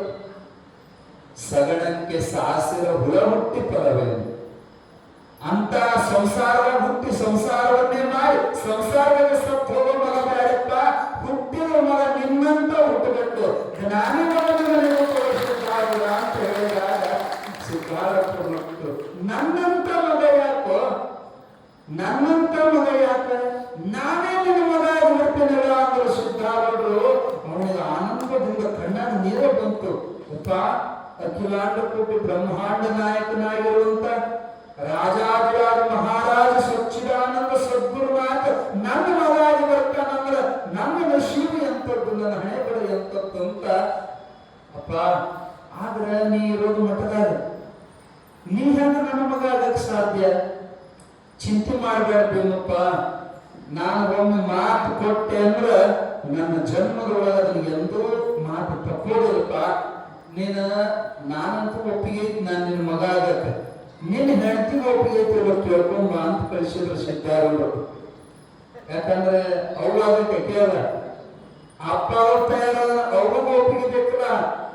ಆದ್ರೆ ಅದೇ ಸಮಯಕ್ಕೆ ಒಂದು ಚಮತ್ಕಾರಿಕ ಕಥಾ ನಡೆದಿತ್ತು ಅಲ್ಲಿ ಮನೆಯಾಗ. ಅವನ ಹೆಂಡತಿ ಹೆಸರು ಲಕ್ಷ್ಮವ್ವ, ಉಜ್ಜಣ್ಣವ್ರ ಮಂತನದು. ಆಕೆ ಹಗಲೇ ಮಕ್ಕೊಂಡಿದ್ಲಂತ. ಹಂಗ ಮಕ್ಕೊಂಡಾಗ ಒಂದು ಕನಸು ಬಿದ್ದಿತ್ತು ಆಕೆಗೆ. ಹಗಲು ಮನಸ್ಸು ಕರೆಯಕ್ಕ ಅಂತ ಹೇಳ್ತಾರೆ. ಏನು ಕನಸು ಅಂದ್ರೆ ಅವ್ರ ಮಂದೇವ್ರು ಬೂದನ್ ಗುಡ್ಡದ ಬಸವಣ್ಣ ಅಲ್ಲೇ ಹುಬ್ಳಿ ಸಮೀಪ ಐತಿ. ಆಕೆ ಗುಡ್ಡ ಹತ್ತಿ ದೇವರ ಪೂಜೆಗೆ ಎಡೆ ತಗೊಂಡು ಹೋದಂಗ ಆಗಿತ್ತು ಕನಸಿನ್ಯಾಗ. ದೇವರ ಮುಂದೆ ಎಡೆ ಇಟ್ಟ ಕರ್ಪೂರ ಊದ್ಕಡ್ಡಿ ಬೆಳಗೋ ಹೊತ್ನ್ಯಾಗ ಒಂದು ಸಣ್ಣ ಹುಡುಗ ಓಡ್ಕೊಂತ ಬಂತದೆ. ಓಡ್ಕೊಂತ ಬಂದ ಒಳಗೆ ಹೋಗುತ್ತದ, ಗರ್ಭಗುಡಿ ಒಳಗೆ ಹೋಗಿ ಆ ಬಸವಣ್ಣನ ಮೇಲೆ ಹತ್ಕೊಂಡ್ ಕುಂದಿರ್ತದ ಹುಡುಗ. ಅಯ್ಯೋ ದೇವರ ಮೇಲೆ ಹತ್ತಲ್ಲ ಅನ್ನೋದು ಅವ್ರ ಅವ್ವ ಓಡ್ಕೊಂತ ಬಂದಿದ್ಲ. ಅವ್ರ ಅವ್ವನ ಕೈಯಾಗ ದೊಡ್ಡ ಕೋಳಿ. ಆ ಹುಡುಗನ ಬಡಿಯಾಗ ಒಳಗೆ ಹೊಂಟಿದ್ಲು. ಈಗ ತರಬಿಲ್ಲ, ಲಕ್ಷ್ಮೀ ತರಬಿಲ್ಲ. ಅವ ಹೊಡಿಬೇಡ, ಎಷ್ಟು ಮುದ್ದು ಐತದ ಮಗ, ಬಡಿಯಾಕ ನಿನ್ನ ಕೈ ಹೆಂಗೆ ಹೇಳ್ತಾವ, ಹೊಡಿಬೇಡವ. ಏನ್ ಬಿಡವ, ಇದರ ಕಾಲ ಸಾಕಾಗಿತ್ತು. ಏನ್ ಸಾಕಾಗಿತ್ತು? ಏನ್ ಓಡಾಡೈತಿ, ಎಷ್ಟು ಕಾಡ್ತದ, ಭಾಳ ಓಡಾಡೈತಿ. ಅದಕ್ಕೆ ನನಗೆ ಸಾಕು ಬೇಕಾಗೋಯ್ತು ಅಂತ ನೋಡಿ ಹೋಗಿ ದೇವ್ರ ಮೇಲೆ ಕುಂತ ಅಂತ ಆಕೆ ಬಡಿಯಾಕ ಹೋದ್ರ ಕೋನ್ ಹಿಡ್ಕೊಂಡಂತ ಸಾಕಾಗೈತೆ ಅನ್ಬೇಡವ. ನಿನಗೇನು ಗೊತ್ತದ್ರ ಬೆಲೆ? ಯಾಕೆ ಐತಲ್ಲ ನಿನಗದ್ರ ಬೆಲೆ ಗೊತ್ತಿಲ್ಲ. ಇರೋರಿಗೆ ಗೊತ್ತದ್ರ ಸ್ವಂತ. ನೋಡಿ ನನ್ನ ಹೊಟ್ಟೆ ಅನ್ನೋದು ಹುಳ ಎಲ್ಲ, ನನಗೊಂದು ಕೂಸ ಆಗಿಲ್ಲ, ಇದೊಂದು ಶಿಖರ ಸಾಕಂತ ನಾನಂತೀನಿ, ನೀ ಏನಂತಿ, ಸಾಕಾಗಿತ್ತಿದ್ರ ಕಾಲಾಗಂತೀನಿ ಏನಂತ. ಹೌದವಾ? ಕರೆನ ನನಗೆ ಸಾಕಾಗೈತಿ. ಹಂಗಾದ್ರೆ ನಿನಗೆ ಸಾಕಾಗಿರೋದು ಮಗ, ಇದನ್ನ ನನಗೆ ಕೊಡ್ತೀಯನು? ಎಷ್ಟು ಚಂದ ಐತಿದು. ಅವಾಗ ಯಾಕೆಂದು ಯಾರು ಬೇಡ ಅಂತಾರ, ನಿನಗೆ ಮನಸ್ಸಿಗೆ ನೀ ತಗೊಂಡ್ಬಿಡೋದು. ನಾನು ಕರೆನ ನೋಡುವ ಭೂದ ಬಸವಣ್ಣನ ಮುಟ್ಟಿ ಹಣೆ ಮಾಡ್ತೇನೆ. ನೀನು ಬೇಕಾದ್ರೆ ನೀನು ತಗೊಂಡು ಹೋಗ್ಬಿಡೋ, ನಾ ಕೊಟ್ಟು ಬಿಡ್ತೇನೆ ಅಂದಾಗ ಈಗ ಇವತ್ತು ಸಂತೋಷ ಆಯ್ತು. ಆ ಮಗುನು ಕೇಳಿದ್ದು, ಅಪ್ಪ ನೀನ್ ನನ್ನ ಮನೆಗೆ ಬರ್ತೀಯೇನೋ, ನನ್ನ ಮಗ ಅಕ್ಕಿಯೇನೋ ಅಂತ ಕೇಳಿದ್ರ ಅದು ಓಡಿ ಬಂದಿಕ್ಕಿನ ಪೆಟ್ಟು ಹಾಕೊಂಡ್ಬಿಡುತ್ತೆ. ನಾ ಬರ್ತೀನಿ, ನೀನು ಕೂಡ ಒಪ್ಕೊಂಡು ಮುದ್ದಾರ ಕತ್ತಿದ್ಲು. ಆ ಪೆಟ್ಟು ಯಾಕೆ ಚೆನ್ನಾಗ್ಬಿಡ್ತು. ಅಯ್ಯೋ ನನ್ನ ಕನಸ, ಅಯ್ಯೋ ನನ್ನ ಕನಸ. ಅದೇನೈತು, ಅದು ಯಾರಿಗೆ ಏನಿರ್ತಾವ ಚಿಂತೆ ಅದ ಕನಸು ಬರ್ತಾವ. ಅದನ್ನ ಸುದ್ದಿನ ಮಗ್ಗಲದ್ರಿ ಮುದುಕಿ ಹತ್ರ ಹೇಳಾಕತ್ತಿದ್ದ, ಕಣ್ಣೀರು ಹಾಕು ಅಂತ ಹೇಳಾಕತ್ತಿದ್ಲು. ಅವಾಗ ಮುದುಕಿ ಸಮಾಧಾನ ಮಾಡಕತ್ತಿತ್ತು. ಅವ ಅಳಬೇಡ, ಹಗಲ ಕನಸು ಬಿದ್ದದಂದ್ರ ಅದು ಸತ್ಯತೆ, ಅಳಬೇಡ ಅಂತ ಸಮಾಧಾನ ಮಾಡಕತ್ತಾಳ. ಅದೇ ವೇಳೆಗೆ ಬೀಮಕ್ಕೆ ಬಂದ ಗಂಡ ಬಂದು ಹೆಂಡತಿಗಂತಾನ, ಇವತ್ತು ನನಗೊಂದು ಮಗ ಸಿಕ್ಕತಿ, ನನಗೊಂದು ನಿಧಿ ಸಿಕ್ಕತಿ, ನೀವು ಒಪ್ಕೋಬೇಕು. ಆಕಿಗೂ ಕನಸು ಬಿದ್ದದ್ದು ಮಗ ಸಿಕ್ಕುತ್ತೆ. ಇವ್ರು ಖರೇನೆ ಹೇಳಕತ್ತಾನ, ಇವತ್ತು ನಮಗ ಮಗ ಸಿಕ್ಕಾನ, ನೀವು ಒಪ್ಕೋಬೇಕು. ಯಾಕೆಂದು ನನಗೂ ಇಂಥದ ದೃಷ್ಟಾಂತ ಆಗೈತಂದ್ರ ಭಗವಂತನೇ ಕಳಿಸ್ಕೊಟ್ಟಾನ. ನಾನು ಒಟ್ಟ ನೀವು ಎಂಥದ್ದು ತರ್ತೀರಿ ಅದಕ್ಕೆ ನಮ್ಮ ಮಗ ಅಂತ ಒಪ್ಕೊಂತೇನ್ರಿ. ಅವನ ಜಾತಿ ನೋಡೋದಿಲ್ಲ, ಅವನ್ ಹೆಂಗದನ ಏನ್ ನೋಡೋದಿಲ್ಲ. ನೀವು ಒಪ್ಪಿದ್ ನನಗೂ ಒಪ್ಪಿಗೆ ತಂದಾಗ ಹೆಂಡತಿಗೂ ಒಪ್ಪಿಗೆ ತಗೊಂಡ ಹಂಗಾದ್ರೆ ಕರ್ಕೊಂಡ್ ಬರ್ತೀವಿ. ಎಲ್ಲ ಸಜ್ಜು ಮಾಡ್ಕೊಳ್ರಿ. ಸಜ್ಜನ ಗೊತ್ತು, ಆರತಿ ತಾಟ, ಕಾಲಿಗೆ ನೀರು ಹಾಕಿ ಒಕ್ಕಳಿ ತೆಗೆದು ಎಲ್ಲ ಓಣ್ಯಾಗಿನ ಹೆಣ್ಮಕ್ಳು ಕುಡಿಸಿ ತಯಾರಾದರು. ಇವರು ಮಠಕ್ಕೆ ಬಂದು ಎಲ್ಲರ ಮುಂದೆ ಪ್ರಕಟಣೆ ಮಾಡಿ ಎಲ್ಲರ ಭಕ್ತರ ಒಪ್ಪಿಗೆ ತಗೊಂಡು ಭಕ್ತರ ಆಟಗಾಲ ಹಾಕಿದ್ರು. ಆಗೋದಿಲ್ಲ, ನಮ್ಮ ಮಠದ ಸ್ವಾಮಿನ ನಾವಿಟ್ಟು ದೊಡ್ಡ ಮಠ ಕಟ್ಟಿವಿ, ಮತ್ತಿನ ಮನೆ ತಗೊಂಡು ಇಟ್ಕೊಂಡು ಕುಂತ್ರ ಆಚೆ ಒಪ್ಪಿರ್ಬೋದು, ನಾವು ಒಪ್ಪೋದಿಲ್ಲ ಅಂದ್ರೆ ಭಕ್ತರು. ಅವಾಗ ಅಜ್ಜೋರು ಅವ್ರಿಗೆ ಸಮಾಧಾನ ಮಾಡಿ ಹೇಳ್ತಾರೆ, ನೋಡಪ್ಪ ನಾ ಮಾತು ಕೊಟ್ಟಿನಿ, ಹಗಲು ಹೊತ್ತು ನಿಮ್ಮ ಮಠಕ್ಕೆ ಸ್ವಾಮಿಯಾಗಿ ನಾನು ಮಠದಾಗ ಇರ್ತೀನಿ, ಸಂಜೆ ಒಳಗ ಆ ಮನೆಗೆ ಮಗನಾಗಿ ಹೋಗಿ ರಾತ್ರಿ ವಸ್ತಿ ಆ ಮನೆಯೊಳಗೆ ಮಾಡ್ತೀನಿ. ನಾ ಎರಡು ಪಾತ್ರವನ್ನು ನಿಭಾಯಿಸ್ಬೇಕಪ್ಪ, ಅವಾಗ ನಾನು ತಂದೆ ಸ್ಥಾನ ಕೊಟ್ಟೇನಿ ಅಂತ ಅಪ್ಪವ್ರು ಹೇಳಿದಾಗ ಎಲ್ಲರೂ ಒಪ್ಪಿಕೊಂಡು ಎಲ್ಲಾ ಭಕ್ತರು ಭಜನೆ ಮಾಡ್ಕೊಂತ ಶಿವಾಯನ ಅನ್ಕೊಂತ ಬಂದ್ರು. ಈಕೆ ಹಾದಿ ಕಾಯ್ಕೊಂತ ನಿಂತಿದ್ಲ. ಭಕ್ತರ ಗುಂಪು ತನ್ನ ಗಂಡ ಎಲ್ಲರೂ ಬರಕತ್ತಾರೆ, ಈಗ ಜಿಗದ್ ನೋಡ್ತಾಳೆ, ನನ್ನ ಮಗ ಏನೈತಿ, ನನ್ನ ಕೂಸು ಏನೈತಿ ಅದು ತಿಳ್ಕೊಂಡು ಏನೋ ಸಣ್ಣದು ತಗೊಂಡ್ಬರ್ತಾರಂತ. ಇದು ಕರ್ಕೊಂಡು ಬಂದು ಎದುರಿಗೆ ನಿಲ್ಲಿಸಿ ಹೇಳಿದ, ಇದೇ ನಮ್ಮ ಮಗ ಅಂದ್ರ. ಯಾರು? 45 ವಯಸ್ಸಿನ ಹುಡುಗ. ಅಂದ್ರೆ ಈಗಿಗಿಂತ ಹೆಚ್ಚಾಗಿಂತ ಒಂದು ವಯಸ್ಸು. ಇವ್ ನನ್ನ ಮಗನ ಎದಿರು ಕತ್ತು ಒಂದು ಹೊಡೆದಂಗಾತು. ಜಂಡು ಲಕ್ಷ್ಮವ್ವ ಕಣ್ಣಾಗ ನೀರು ಬಂದು, ಆದ್ರೆ ಪಾದ ಮುಟ್ಟಿ ಅಣಿ ಮಾಡ್ಯಾರ. ನೀವು ಯಾವ್ದನ್ನ ಕರ್ಕೊಂಡ್ ಬರ್ತೀರ ನನ್ನ ಮಗ ಅಂತ ಒಪ್ಕೊಂತೇನೆ. ಅನಿವಾರ್ಯವಾಗಿ ಓಕಳಿ ತೆಗೆದ ಆರತಿ ಬೆಳಗ್ಗೆ ಕರ್ಕೊಂಡು ಹೋದರು. ಇವೇನ್ ಪದ್ಧತಿ ಇರ್ತದ, ದತ್ತಕ್ಕೆ ತಗೋಬೇಕಾದ್ರೆ ವೀಳ್ಯದಲ್ಲಿ ಒಳಗೆ ಸಕ್ಕರೆ ಹಾಕಿ ಅವ್ರ ಬಾಯಾಗ ಹಾಕಿ ಏನೇನು ಪದ್ಧತಿ ಇರ್ತಾವ, ಅವನ್ನೆಲ್ಲ ಹಿರಿಯರ ಸಮಕ್ಷಮದೊಳಗ ಸಿದ್ಧಾರೂಢರು ಉಜ್ಜನ್ನವ ಭೀಮಪ್ಪನ ದತ್ತಕ ಮಗ ಅಂತ ಘೋಷಣೆ ಮಾಡಿ ಎಲ್ಲರ ಸಮ್ಮುಖದೊಳಗ ಇದು ಫೈನಲ್ ಆಯ್ತು. ಆಮೇಲಿಂದ ಪ್ರತಿದಿನ ಸಿದ್ಧಾರೂಢಪ್ಪು ಮನೆಗೆ ಬರಕತ್ರು. ಈಕೆ ಮನಸ್ಸು ಮಾತ್ರ ಏನಂದ್ರೂ ಒಪ್ಕೊಳ್ಳೋದು. ಮೊದಲ ಜಾತಿಯ ಒಂದು ದೇವಿ, ನಾವು ಲಿಂಗಾಯ್ತು, ಇವನ್ ಕೊಳ ಲಿಂಗಿಲ್ಲ, ಯಾವ ಜಾತಿದು ಏನು, ಇದು ನಮ್ಮ ನಡಮನೆಯಾಗ ಬರ್ತೈತಿ. ಜಾತಿ ಹುಚ್ಚು ಬಹಳ ಕೆಟ್ಟರೆ ಇರುತ್ತೆ. ಮಹಾತ್ಮರು ಸಹಿತ ಬಿಟ್ಟಿಲ್ಲ. ಎಂತಾದ್ರು ಜಾತಿ ಹುಚ್ಚಂದ್ರ ಆಕಿ ಅವರು ಎಲ್ಲಿ ಸ್ನೇಹಿತ ತೆಗಿತಿದ್ರು, ಉನ್ನತ ನಡೆಯುದು. ಭೀಮಪ್ಪ ತೆಗಿಯಾಕ ಹೋದ್ರ ಸಿದ್ಧಾರೂಢ ತೆಗಿ ಬಿಡ್ತಿದ್ದಿಲ್ಲ, ಸುಮ್ಮನಿರು. ಆಕಿ ಈಗ ಒಂದ್ ಸ್ವಲ್ಪ 4 ದಿನ ಮಾಡ್ತಾಳ, ಮುಂದೆ ಒಪ್ಕೊಂತಾಳ. ನಿನಗಿಂತ ಹೆಚ್ಚು ನನ್ನ ಪ್ರೀತಿ ಮಾಡಕ್ ನಮ್ಮ ಮಗಳನ ಈಗ ಹಂಗ ಮಾಡಕತ್ತ ಸುಮ್ಮನೆ ಸ್ವತಃ ಅಜ್ಜನೇ ಎಲೆ ತೆಗೆದು ಹಿಂದೆ ಹಾಕ. ಎಲೆ ತೆಗೆದು ಹೋಗಿ ಬಂದ್ರೆ ಆ ಎಂಜಲ್ ಬಿದ್ದ ನೋಡು, ಅವನ್ನೆಲ್ಲ ಅರ್ಸ್ಕೊಂಡು ಅದನ್ನ ಶಗಣಿ ತಗೊಂಡು ಹೆಚ್ಚು ಒರಸ.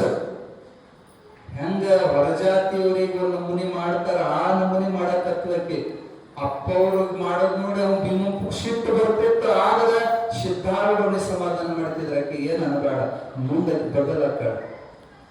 ಒಂದು ದಿನ ಶ್ರಾವಣ ಸೋಮವಾರ, ಕಡೆ ಸೋಮವಾರ, ಭೂತನಗುಡ್ಡ ಬಸವಣ್ಣಂದು ದೊಡ್ಡ ಜಾತ್ರೆ. ಈಕಿ ನಸತ್ನ್ಯಾಗ ಮಡಿಯಿಂದ ಅಡಿಗೆ ತಯಾರು ಮಾಡಿ ಭಕ್ತಿ ಏನಾಗ ಎಡಿ ಹೋಗ್ಬೇಕಂತೆಲ್ಲ ಹೋಳಿಗೆ ಮಾಡ್ಯಾಳ, ಬುತ್ತಿ ಕಟ್ಟ್ಯಾಳ, ತಲೆ ಮ್ಯಾಲ ಹೊತ್ತಾಳ. ಹಿಂಗ್ ಹೋಗ್ಬೇಕನ್ನೋದ್ರಾಗ ಸಿದ್ಧಾರೂಢ ಕರ್ಕೊಂಡು ಬಂದವ ಅವ್ರ ಅಪ್ಪ. ಭೀಮಪ್ಪ ಬಂದ, ನೀರು ಹೊಂಟೆ, ನಾವು ಉಣ್ಣಾಕ ಅಜ್ಜನ್ ಕರ್ಕೊಂಡ್ ಬಂದಿನಿ ಅಂತಾವ. ಈಕಿ ಶಿಟ್ಟು ಬಂತು, ಇನ್ನು ದೇವರಿಗೆ ರೆಡಿ ಆಗಿಲ್ಲ, ಏನಿಲ್ಲ, ಬಂದ್ ತಗೊಂಡ ಕರ್ಕೊಂಡು ಸುಡುಮ್ ಮಾಡಾಕತ್ತು.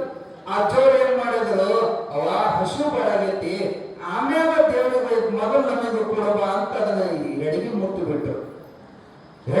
ಮಡಿಗೆ ಮಾಡ್ಕೊಂಡು ಹೊಂಟದನ್ನ ಮುಟ್ಟಿ ಮೇಲೆ ಮೈಲಿಗೆ ಮಾಡಿದ ಸಿಟ್ಟಿಗೆ ಅದು ಬಾಯಿ ಬಂದಂತ ಬೈಕೊಂತ ಮೊದಲು ದೇವರಿಗೆ ಹಿಡಿದ ಮ್ಯಾಲ ನಿನಗೆ ಕೊಡೋದಂತ ಹೋದ ಮೊದಲ ಮನೆ ಮುದುಕಿ ಕರ್ಕೊಂಡ. ಗುಡ್ಡ ಹತ್ತೋಳನ 11:30 ದೊಡ್ಡ ಗುಡ್ಡದ ಹತ್ಕೊಂತ ನಡ್ಕೊಂತ ಹತ್ತಬೇಕು. ಅಂತೂ ಸೋತ್ ಬಂದಿದ್ರ ಕೈಕಾಲು ತೊಳ್ಕೊಂಡು ಗುಡಿ ಒಳಗ ಎಡಿದ ತಗೊಂಡು ಹೋಗಿ ಮುಂದೆ ಕೊಟ್ಟ ಬುಟ್ಟಿನ. ಪೂಜಾರಿ ಅರಳಿ ಬಿಚ್ಚಿದ್ರ ಎಲ್ಲ ಹಳಸಿ ನಾರಾಕತ್ತದ, ಗುಡಿಯೆಲ್ಲ ನಾರಾಕತ್ತದ. ಹಳಸಿ ನೀರು ಬಿಟ್ಟು ಬಿಟ್ಟಿತ್ತು. ಬಾಯಿ ಬಂದಂಗ ಬೈದವ, ಜನದ ಮುಂದೆ ಮರ್ಯಾದೆ ಹೋಗ್ಬೇಕಿಲ್ಲ. ಏನವ ಹಳಸಿದ ದೇವ್ರಿಗೆ ತರ್ತಾರ ಅಂದ್ಕೊಳ್ಳೆ ಕಣ್ಣಾಗ ನೀರು ಬಂದು ಒಪ್ಪ ತಪ್ಪಾತ ಬಸವಣ್ಣ, ಅದು ಯಾವ ಜಾತಿಗೆ ತಂದಾರೋ ಏನೋ ಅದು ಮುಟ್ಟು ಬರ್ತದೆ. ಅದು ಮುಟ್ಟನ ಹಳಸಿದ್ಕಂತ ಸಿಟ್ಟು ಬಾಳ ಬಂದು ಏನು ಮಾಡಿದ, ಅರಬಿ ಕಟ್ಟಿ ತನ್ನ ಅಡಿಕೆಲಿ ಚೀಲಾಡಿ ರೊಕ್ಕ ತೆಗೆದ ಪೂಜಾರಿ ಕೈ ಕೊಟ್ಟಿಯಪ್ಪ, ನೀನ ಬ್ಯಾಳಿಗೆಲ್ಲ ತಂದು ನೀನ ನಮ್ಮ ಪಾಲದಿಂದ ಅಡಿಗೆ ಮಾಡಿ ಎಡಿ ಮಾಡಪ್ಪ ತಪ್ಪಾತಂತ ದಂಡ ಕಟ್ಟಿ ಈಗ ಸಿಟ್ಲಿ ಅದನ್ನ ತಗೊಂಡು ಬರುವಾಗ ಮುದುಕಿ ಅಂತ, ಲಕ್ಷ್ಮವ್ವ ಹಳಸಿದ್ ಏನ್ ಮಾಡ್ತಿ, ಅಲ್ಲಿ ಚಲ ಹೋಗೋಣ. ಇಲ್ಲದ್ರ ಕೆಲಸ ಐತಂದ್ಲಕ್ಕೆ ಅದ್ರ ಕೆಲಸ ಬೇರೆ ಕಡೆ ಅಂತ ಅದನ್ನ ಹಳಸಿದ ತಂದು ನೀವು ಕಾಯ್ಕೊಂಡು ಕುಂತಿದ್ರು ಇಬ್ರು ಬರ್ತಾಳ ವಿನಾಕ್ ಬರ್ತಾಳ ಅಂತ ದಾಡ್ಡನ ಇಟ್ಲು ಅವ್ರ ಮುಂದೆ. ತಾಟಿಡಕ್ಕೆ ಹಿಂಗ್ಯಾಕೆ ಮಾಡಕತ್ತಿ ಗೊತ್ತಿಲ್ಲ ಅವರಿಗೆ. ಇದನ್ನ ಹಿಂಗ ತಡ ಬಿಚ್ಚಿ ನಿಡಾಕಂತ ಕೈ ಹಾಕ್ತಾಳ. ಹಾಂತ ಕೈ ತೆಗೆದು ಏನಾಗುತ್ತಂದ್ರ ಸುಡಾಕತ್ತಿತ್ತು ಮಾಡಿ ನಡಿ. ಆದ್ರೆ ಹಳಸಿಟ್ಟು ಸುಡಾಕತ್ತಿತ್ತು. ಪರಮಾಶ್ಚರ್ಯ ಆಯ್ತು. ಆ ಬುಟ್ಟೆಯಿಂದೆಲ್ಲ ತೆಗೆದಿಟ್ಲು. ನಿಡದ್ ಬಿಟ್ಟ ಆ ಬುಟ್ಟಿ ತಗೊಂಡ ದೇವ್ರ ಕೋಲಿಗೆ ಹೋಗಿ ಜಗಲಿ ಮನೆಗೆ ಹೋಗಿ ಜಗಲಿ ಮ್ಯಾಲಿದ್ದು ಎಲ್ಲ ದೇವ್ರ ಬುಟ್ಟೆ ತುಂಬಿದ್ಲ ಹೆಣ್ಮಗಳು ಅಂತ ತಗೊಂಡು ಹೊರಗೆ ಬಂದು ನಿನಗೆ ಹುಚ್ಚಿಗೆ ಹಿಡಿದತ್ತ ಹಿಂಗ್ಯಾಕೆ ಮಾಡಕತ್ತಿ ಅಂತ ಗಂಡ ಹೋದ. ಹೌದು, ಇಷ್ಟು ದಿನ ನನಗೆ ಹುಚ್ಚು ಹಿಡಿದಿತ್ತು, ಇವತ್ತು ನಾನು ಹುಚ್ಚು ಬಿಟ್ಟತ್ತ ಜಗಲಿ ಮ್ಯಾಲಿದ್ದು ದೇವರೆಲ್ಲ ತಗೊಂಡೋಗಿ ಬಾಯಾರ ಹೋಗದ ಬಂದ ಸಿದ್ಧಾರ್ಥನ ಮುಂದೆ ಉತ್ತಕ ಸಾಷ್ಟಾಂಗ ನಮಸ್ಕಾರ ಮಾಡಂತಾರ. ತಪ್ಪಾದ ಪರಮಾತ್ಮ ಉಣಬಂದ ಜಗದಕ್ಕೆ ಇಲ್ಲ ಅಂದರು. ಉಣಲಾರ ಲಿಂಗಕ್ಕೆ ಬೋಧವ ಹಿಡಿಯರು. ಉಣ್ಣೋ ದೇವರು ನೀನಿದ್ದ ಕಲ್ಲಿನ ದೇವರು ಉಣಿಸಕ್ ಹೋದಜ್ಜ, ಕ್ಷಮ ಮಾಡು. ತಾನ್ನ ಕೈಯಾರೆ ತಾನೇ ತುತ್ತು ಮಾಡಿ ಸಿದ್ಧಾರೂಢ ಉಣಿಸಿದ್ಲು. ಅವತ್ತವಳ ಅಂತಕ್ಕನ್ನ ಬದಲಾವಣೆ ಆಗಿದ್ದು. ಆಕೆ ಜೀವಿ ಇವತ್ತನ ಸಿದ್ಧಾರೂಢಪ್ಪನ ಹಾಡದ ಮಗನಿಗಿಂತ ಹೆಚ್ಚು ಜೋಪಾನ ಮಾಡಲಿಕ್ಕೆ ಉಜ್ಜನ ಲಕ್ಷ್ಮವ ಎಷ್ಟು ಪ್ರೀತಿ ಮಾಡ್ತಿದ್ರು ಅಂದ್ರೆ ತಾಯಿ ಪ್ರೀತಿಯನ್ನ ಆಕೆ ಹಡದ ತಾಯಿ ದೇವನಲ್ಲಮ್ಮ, ಪಡೆದ ತಾಯಿ ಉಜ್ಜನ ಲಕ್ಷ್ಮವ ಬಹಳ ಪ್ರೀತಿ. ನನ್ನ ಮಗನೇ ಅಂತ ಭಾವಿಸಿ ಅಪ್ಪ ಅಮ್ಮನಾಗಿ ಹೆಂಗ ಸಾಕ್ಷಾತ್ ಪರಮಾತ್ಮನ ದಶರಥ ಮತ್ತು ಕೌಸಲ್ಯ ಮಗನಾಗಿ ಪೌಷಣೆ ಪಾಲನೆ ಮಾಡಿ ಮುಕ್ತರಾದ್ರಲ್ಲ, ಹಂಗೆ ಇವರಿಬ್ಬರು ಸಿದ್ಧಾರ್ಥನ ಮಗನಾಗಿ ಮಾಡಿಕೊಂಡು. ಅಷ್ಟೇ ಅಲ್ಲ, ಒಂದು ಸಮಯ ಬರ್ತೈತಿ, ನಿಮಗಾಗಲೇ ಹೇಳಿದಿಲ್ಲ, ಸಿದ್ಧಾರ್ಥಂದು ರಥೋತ್ಸವ ಕಾಯಮ ಮಾಡಬೇಕು ಅನ್ನೋ ಉದ್ದೇಶದಿಂದ. ಅವಾಗಲೇ ಇಷ್ಟ ಅನುಕೂಲ ಇದ್ದಿಲ್ಲ, ದೊಡ್ಡ ಭಕ್ತರು ಇದ್ದಿದ್ದಿಲ್ಲ. ಯಾಕೆ ಕೈ ಮುಗಿದ ಕೈ ಸರಿ ಕೆಟ್ಟು ಬಿಡ್ಬೇಕು. ನೀವು ಒಳಗೊಳ ಹೋಗ್ತೀವಿ, ನಮಗೆ ಅಂಜಿಕೆ ಬರ್ತೈತಿ. ಈಗ ಕೈ ಮಾತು ಬರೋದು ಎದುರಿಗೆ ತುಂಬಿರ್ತಿದ್ವಿ. ಏನ್ ಹೇಳಕತ್ತಿದ್ವಿ ನಾವು? ನನ್ನ ಕೈ ಇನ್ನೂ ಎಂಟಾಗಿತ್ತು. ಏನ್ ಹೇಳಕತ್ತಿದ್ವಿ? ರಥೋತ್ಸವ ಉತ್ಸವದ ಸಲುವಾಗಿ ಎಲ್ಲ ಪಾಪ ಬಡ ಭಕ್ತರು ಅಟ್ಟೆ ಸಣ್ಣ ಪುಟ್ಟ ಕಾಣಿಕೆ ಹಾಕಿ ಬಿದ್ರಿಂದು ಅಂದ್ರೆ ಈ ಬೆತ್ತದ ತೇರು ತಯಾರು ಮಾಡಿದ್ರು. ಶಕ್ತಿ ಇದ್ದಿದ್ದಿಲ್ಲ, ತೇರಿನ ಗಾಲಿ ಶಕ್ತಿ ಇದ್ದಿದ್ದಿಲ್ಲ. ಯಾವಾಗ ಬಂಡಿ ಅಂತ ಇರ್ತಿದ್ರು, ಬಂಡಿ ಗಾಲಿ, ಕಲ್ಲಿನ ಗಾಲಿನ ಚಕ್ಕಡಿಗೆ ಹೂಡ್ತಿದ್ರು.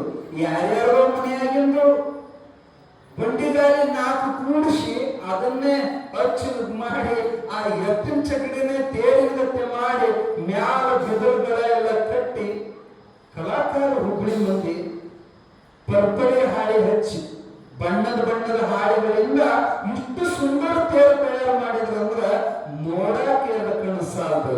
ಅಷ್ಟು ಅಲಂಕಾರಿಕವಾಗಿ ಹಾಳಿದ ತೇರು ತಯಾರಾಯ್ತು. ಗೌರಿ ಹುಣ್ಣಿ ದಿನ ವೈಭವದಿಂದ ರಥೋತ್ಸವವನ್ನ ಅದ್ಧೂರಿಯಾಗಿ ಮಾಡಿ ಅಪ್ಪವನ್ನು ಕರ್ಕೊಂಡು ಬಂದ ಮಂಟಪ ಪೂಜಾ. ರಥೋತ್ಸವ ಆದ್ಮೇಲೆ ಶೃಂಗಾರವಾಗಿ ಕಟ್ಟಿದ ಮಂಟಪದೊಳಗೆ ಸಿಂಹಾಸನ ಮೇಲೆ ಸಿದ್ಧಾರ್ಥವನ್ನು ಕುಂದರಿಸಿ ಕಿರೀಟವನ್ನು ಹಾಕಿ, ಪಾಪವಾಗ ಬಂಗಾರದ ಬೆಳ್ಳಿ ಕಿರೀಟ ಇದ್ದಿದ್ದಿಲ್ರಿ, ಹೂವಿಂದ ಕಿರೀಟ ಮಾಡಿದ್ದು.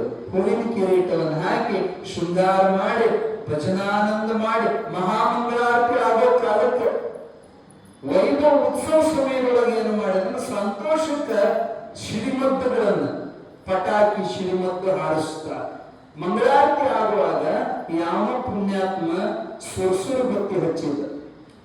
ಆ ಸುರ್ಸುರು ಬತ್ತಿ ಅಂದ್ರೆ ಈ ಖಾಲಿ ಪಾಟ್ಲದ ಕಡ್ಡಿ ಇಟ್ಟ ಬೆಂಕಿ ಹಚ್ಚ ಸ್ವಯಂ ಅಂತ ಮ್ಯಾಲ ಡಬ್ ಅಂತ ಹೊಡಿತಾವ ನೋಡಿ. ಅದನ್ನ ಹಿಟ್ಟು ಹಚ್ಚಾನ, ಅದು ಏನ್ ತಪ್ಪಾಗೈತಿ ಅನ್ನೋದು ಮ್ಯಾಲ ಹೋಗೋದ್ಬಿಟ್ಟು ಅಡ್ಡು ಹೋಗ್ಬಿಡುತ್ತೆ. ಅಡ್ಡು ಹೋಗಿ ಎಲ್ಲಿ ಹೊಡಿತಂದ್ರೆ ಅದೀಗ ತಾನೇ ಹತ್ತಿಡುವಂತ ರಥ ಸೊರಸರು ಬರ್ತಿ. ಮೊದಲೇ ಹಾಳಿ ಬೆತ್ತದ ರಥ ಅದು ರಥ ಬೆಂಕಿ ಹತ್ತಿ ಬಿಡುತ್ತೋ ನೋಡೋದ್ರೊಳಗ 10 ನಿಮಿಷದೊಳಗ ಸುಟ್ಟು ಬೂದಿಯಾಗಿ ಹೋಯ್ತು. ರಥ ಸುಟ್ಟು ಬೂದಿಯಾಗಿ ಹೋಯ್ತು. ಎಲ್ಲ ಭಕ್ತರ ಮನಸ್ಸಿಗೆ ಏನೋ ಕಳವಳ, ಆತಂಕ. ಅಯ್ಯೋ, ಇದು ಮೊದಲನೇ ರಥೋತ್ಸವ, ಒಂದೇನೇ ಅಪಶಕನ ಆಗ್ಬಿಡುತ್ತಲ್ಲ. ಮಾರಿ ಸಣ್ಣಕ್ಕೆ ಮಾಡಿಕೊಂಡು ಸಿದ್ಧಾರೂಢ ಕಡೆ ಹಿರಿಯರ ಬಂದ್ರಂತ ಅಚಾತುರ್ಯ ಆತ್ರಿ, ಅಪಶಕನ ಆತ್ರಿ. ಏನಾಯ್ತು? ತೇರು ಸುಡುತ್ರಿಪ್ಪ. ನಕ್ರಂತ ಸಿದ್ಧಾರೂಢ ಅಣ್ಣಗಳ ತೇರು ಸುಟ್ಟು ಹೊತ್ನ್ಯಾಗ ಏನು ಕಪ್ಪಲಾಗಿತ್ತೋ ಏನು ಬೆಳಕಾಗಿತ್ತೋ ಅಂತ ಕೇಳಿದ್ರಂತ. ಏಪ್ಪ ಸುತ್ತ ಹತ್ತಿ ಜಗ ಜಗ ಜಗ ಜಗ ಬೆಳಕಾಗಿತ್ತು. ಅದು ಅಪಶಕನ ಅಲ್ಲೋ ಶುಭಶಕುನ. ನಿಮ್ಮ ಅರ್ಜುನ ಕೀರ್ತಿ 10 ದಿಕ್ಕಿಗೆ ಬೆಳಕಾಗಿ ಬೆಳಗುತ್ತೆ ಅಂತ ಶುಭಶಕುನ ಇತ್ತಪ್ಪ. ಅದು ಅಪಶಕುನ ಅಲ್ಲ ಅಂದ್ರೆ ಜಗದ್ಗುರುಸಿದ್ದಾರವರು. ಯಾಕಂದ್ರೆ ಯಥಾ ದೃಷ್ಟಿ ತಥಾ ಸೃಷ್ಟಿ. ನೋಡು ಒಂದು ವ್ಯೂ. ನಾವ್ ಹೆಂಗ ನೋಡ್ತೇವೆ ಹಂಗ.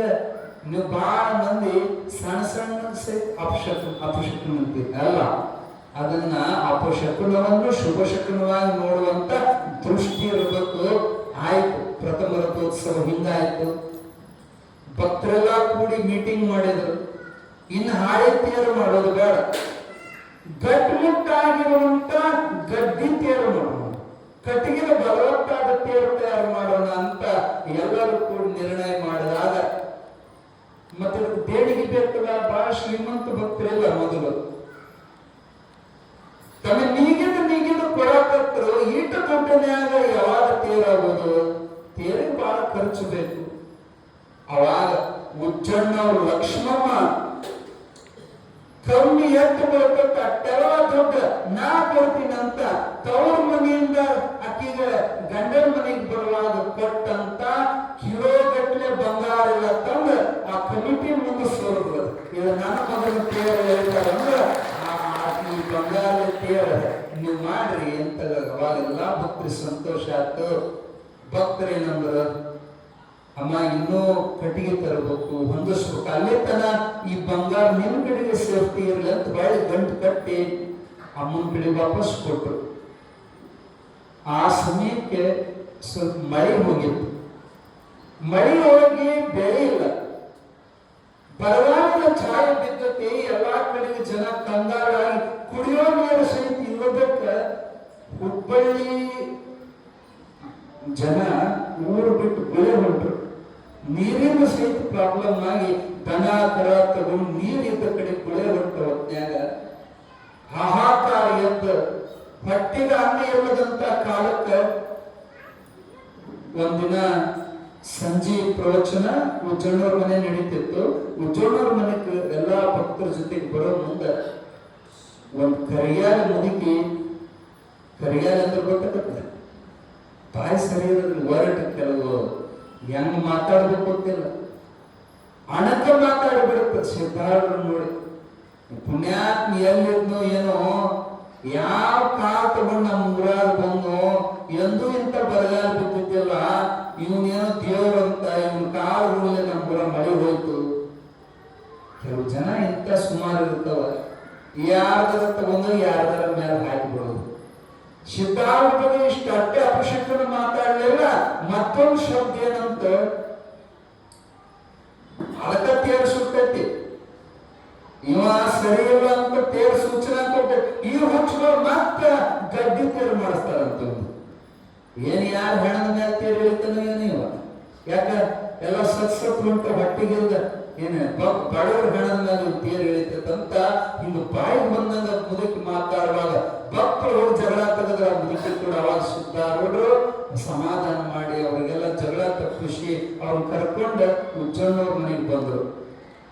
ಪ್ರವಚನ ಎಲ್ಲ ಮುಗಿದ ಮ್ಯಾಲ ಪ್ರಸಾದಕ್ಕೆ ಕುಂತ ಹೊತ್ನ್ಯಾಗ ಅಪ್ಪಳಿಗೆ ತಾಟ ಹಚ್ಚಾಡ. ಆದ್ರೆ ಅಜ್ಜನ ಬಾಯಾಗ ತುತ್ತು ಇಳಿಬೋದು, ಗಂಟಲು ಬಿಗಿದು ಬಿಟ್ಟಿತ್ತು, ಕಣ್ಣಾಗ ನೀರು ಬಂದು.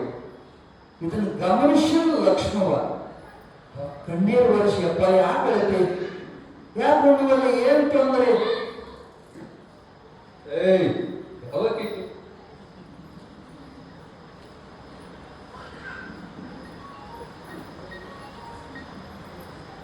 ಯಾಕೆ ರೂಮಲ್ಲಿ ಸುಮ್ಮನೆ ಇದ್ದ ಅಜ್ಜರು. ಅವಾಗ ಅವ್ರ ಶಿಷ್ಯರಿನ ಗಾಳಿ ಬಿಸ್ಕೊಂಡು ನಿಂತಿದ್ರು. ಅವರಂದ್ರು, ಇಲ್ಲಮ್ಮ ದಾರ್ಯ ಬರೋ ಮುಂದೆ ಆ ಮುದುಕಿ ಹಿಂಗಂದು ಬಿಡ್ತು, ಅದ ಅಜ್ಜರಿಗೆ ಮನಸ್ಸಿಗೆ ಹತ್ತೈತಿ, ಅದಕ್ಕೆ ನೋವಲ್ರು. ಏಪ್ಪ ಆಕಿನ ತಿರುಗಾಡಿ ಬರ್ತೇನೆ ಅಂತ ಮುದುಕಿ ಹೇಳ್ತಾರೆ. ಹಂಗ ಮಾಡಬೇಡ ಅಂತ ಅಜ್ಜವ್ರ ತೆಗೆದು ಜಗ್ಗಿದ್ರ ಹೇಳಿದ್ರೆ ತಪ್ಪಿಲ್ಲ. ಖರೆ ಹೇಳ್ಯಾರ. ಏನ್ ಹೇಳ್ಯಾರ? ಉಣ್ಣಾಕಿನ ಸಹಾಯಕತ್ಯಾರ ಇವ್ನು ತೇರ ಅಂತ. ಹೌದು, ಎಷ್ಟೋ ಮಂದಿ ಹಸಿವಿನಿಂದ ಸಾಯುವಾಗ ನಾನು ಉಣ್ಲಿ, ಅಜ್ಜವ್ರ ಕಣ್ಣ ಮುಂದ ಹೊಸದವ್ರ ಚಿತ್ರ ಬಂದಿತ್ತು, ಅದಕ್ಕೆ ಬಾಯತ್ತು ತಿಳಿಯೋದು. ಅವಾಗ ಲಕ್ಷ್ಮಣ ಮಾಡ್ತಾರೆ, ಪರಮಾತ್ಮ ನೀನು ಎಂತ ಪವಾಡ ಪುರುಷ, ನೀ ಮನಸ್ಸು ಮಾಡಿದ್ರೆ ಅಸಾಧ್ಯ ಸಾಧ್ಯಕತ್ತಪ್ಪ. ಈಗ ನೀ ಸಂಕಲ್ಪ ಮಾಡಿದ್ರೆ ಭೂಮಿ ಮೇಲೆ ಮಳೆ ಬರ್ತೈತಿ, ಮಳೆ ತರಿಸು, ಬೆಳೀತಾರ ಉಳಿತಾರ. ಅಜ್ಜರು ನಾ ಮಳೆ ತರಿಸಿ ಆಮೇಲೆ ಇವ್ರು ಬೆಳೆದು ಉಣ್ಣುಗುಡ್ದ ಎಷ್ಟು ಮಂದಿ ಹೆಣ ಬೀಳ್ತವೋ ಹಸುವಿನಿಂದ, ಮತ್ತು ಕಣ್ಣಾಗ ನೀರು ಬರಕತ್ತವು. ತಕ್ಷಣ ಲಕ್ಷ್ಮಣ ತಲೆಯಾಗ ಐಡಿಯಾ ಬಂತು. ಎದ್ದು ಹೋಗಿ ಯಾವ ಬಂಗಾರದ ಗಂಟು ಕಟ್ಟಿ ಇಟ್ಟಿದ್ವ ಆ ಬಂಗಾರ ತನ್ನ ಸಿದ್ಧಾಳು ಕಲಿಸ್ಕೊಳ್ತಾಳೆ, ಮುಂದಿಸ್ಕೊಳ್ತಾಳಪ್ಪ. ನಿನಗಿಂತ ಈ ಬಂಗಾರ ನನಗೆ ದೊಡ್ಡದಲ್ಲ, ತಗೋ ಈ ಬಂಗಾರ ಖರ್ಚು ಮಾಡು, ನಿನ್ನ ಮಠದಾಗ ಬಡಬಗ್ಗರಿಗೆ ಅನ್ನದಾಸೋಹ ಚಲೋ ಮಾಡು, ಮತ್ತು ಮುಂದೆ ನೋಡೋಣ ಕೇಳ, ಮತ್ತು ಮುಂದೆ ನೋಡೋಣ ಕೇಳಂತ ಯಾವಾಗ ಕುಲವತ್ತಿನ ಬಂಗಾರ ಸುಳ್ಳು. ಅಪ್ಪ ಕಣ್ಣ ಆನಂದ ಕಣ್ಣೀರು ಬಂದವು. ಅವಾಗಂತ ಅದಕ್ಕೆ ನೀ ನನ್ನ ಅವ್ವಾಗ, ಈ ಅವ್ವಾಗ ಯೋಗ್ಯತೆ ಎಲ್ಲರಿಗೂ ಸಿಗೋದಿಲ್ಲ, ನನ್ನ ಅಂತರಂಗ ನಿನಗೆ ಮಾತ್ರ ಅರ್ಥ ಆತಂತ ಅದೇ ಬಂಗಾರವನ್ನು ಖರ್ಚು ಮಾಡಿ ಸಿದ್ಧಾಳ ಮಠದೊಳಗೆ ಪ್ರಪ್ರಥಮ ಬಾರಿಗೆ ಬಡಬಗ್ಗರ ಸಲುವಾಗಿ ಅನ್ನದಾಸೋಹ ಪ್ರಾರಂಭ ಆಯ್ತು. ಅನೇಕ ಮಂದಿ ಶ್ರೀಮಂತರ ಸಾಥ್ ಕೊಟ್ಟರು. ಅವತ್ತು ಪ್ರಾರಂಭ ಆದ ಅನ್ನದಾಸೋಹ ಇವತ್ತಿನ ತನಕ ಬಂದಾಗಿಲ್ಲ. ನಿರಂತರ ಅನ್ನದಾಸೋಹ ಸಿದ್ಧಾಳ ಮಠದ ಚಲವಾಯ್ತು. ಮೊದಲನೇ ದೇಣಿಗೆ ಉಜ್ಜನವರು ಲಕ್ಷ್ಮಣ ಬಂದದ್ದು ಇರಲಿ ಅಂತ ತಂದೆ ತಾಯಿಗಳಿಗೆ ಮಗನಾಗಿ ಜಗತ್ತಿಗೆ ತಂದೆಯಾಗಿ ಸಿದ್ಧಾಳಪ್ಪ ಭಕ್ತೋದ್ಧಾರ ಮಾಡ್ತಾ ಹೊಂಟ. ಇವತ್ತು ನಾವು ಇನ್ನೂ ಹೇಳುವಂತ ಈ ಪ್ರಸಂಗ ಎಲ್ಲ 12ನೇ ಅಧ್ಯಾಯದ ಐತಿ, ಇನ್ನೂ 13 ಅಧ್ಯಾಯಕ್ಕೆ ಸ್ವಲ್ಪ ಟಚ್ ಆಗಿವ ಅಷ್ಟೆ.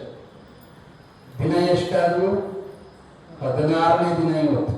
ಹುಣ್ಣಿಮೆ ಮರುದಿನ ಅಮಾವಾಸ್ಯೆ ಚಲೋ ಮಾಡಿದ್ವಿ, 16 ದಿನ ಆಯ್ತು, ಬರೀ 13 ಅಧ್ಯಾಯ ಆಯ್ತು. ಸಿದ್ಧಾರೂಢ ಚರಿತ್ರೆ ಐತಿ 56 ಅಧ್ಯಾಯ. ನಾವು ಹೇಳದ್ದು ಇನ್ನೂ 15 ದಿನ ಹೇಳಿದ್ರೆ ಬಾಳ ಮಾಡಿ ಒಂದು 25-30 ಅಧ್ಯಾಯ ಮುಗಿಬೇಕಾದ್ರೆ ರಗಡ ಆಯ್ತು. ಅವ್ರ ಚರಿತ್ರೆ ಇಷ್ಟು ವಿಶಾಲ ಐತ್ರಿ.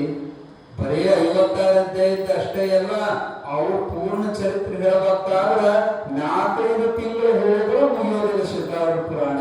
ಅಷ್ಟು ದೊಡ್ಡ ಪುರಾಣ ಅದು. ಓದೋ ಕೆಲವು ಪುರಾಣ ಇರ್ತಾವ, ಇರ್ತಾವ.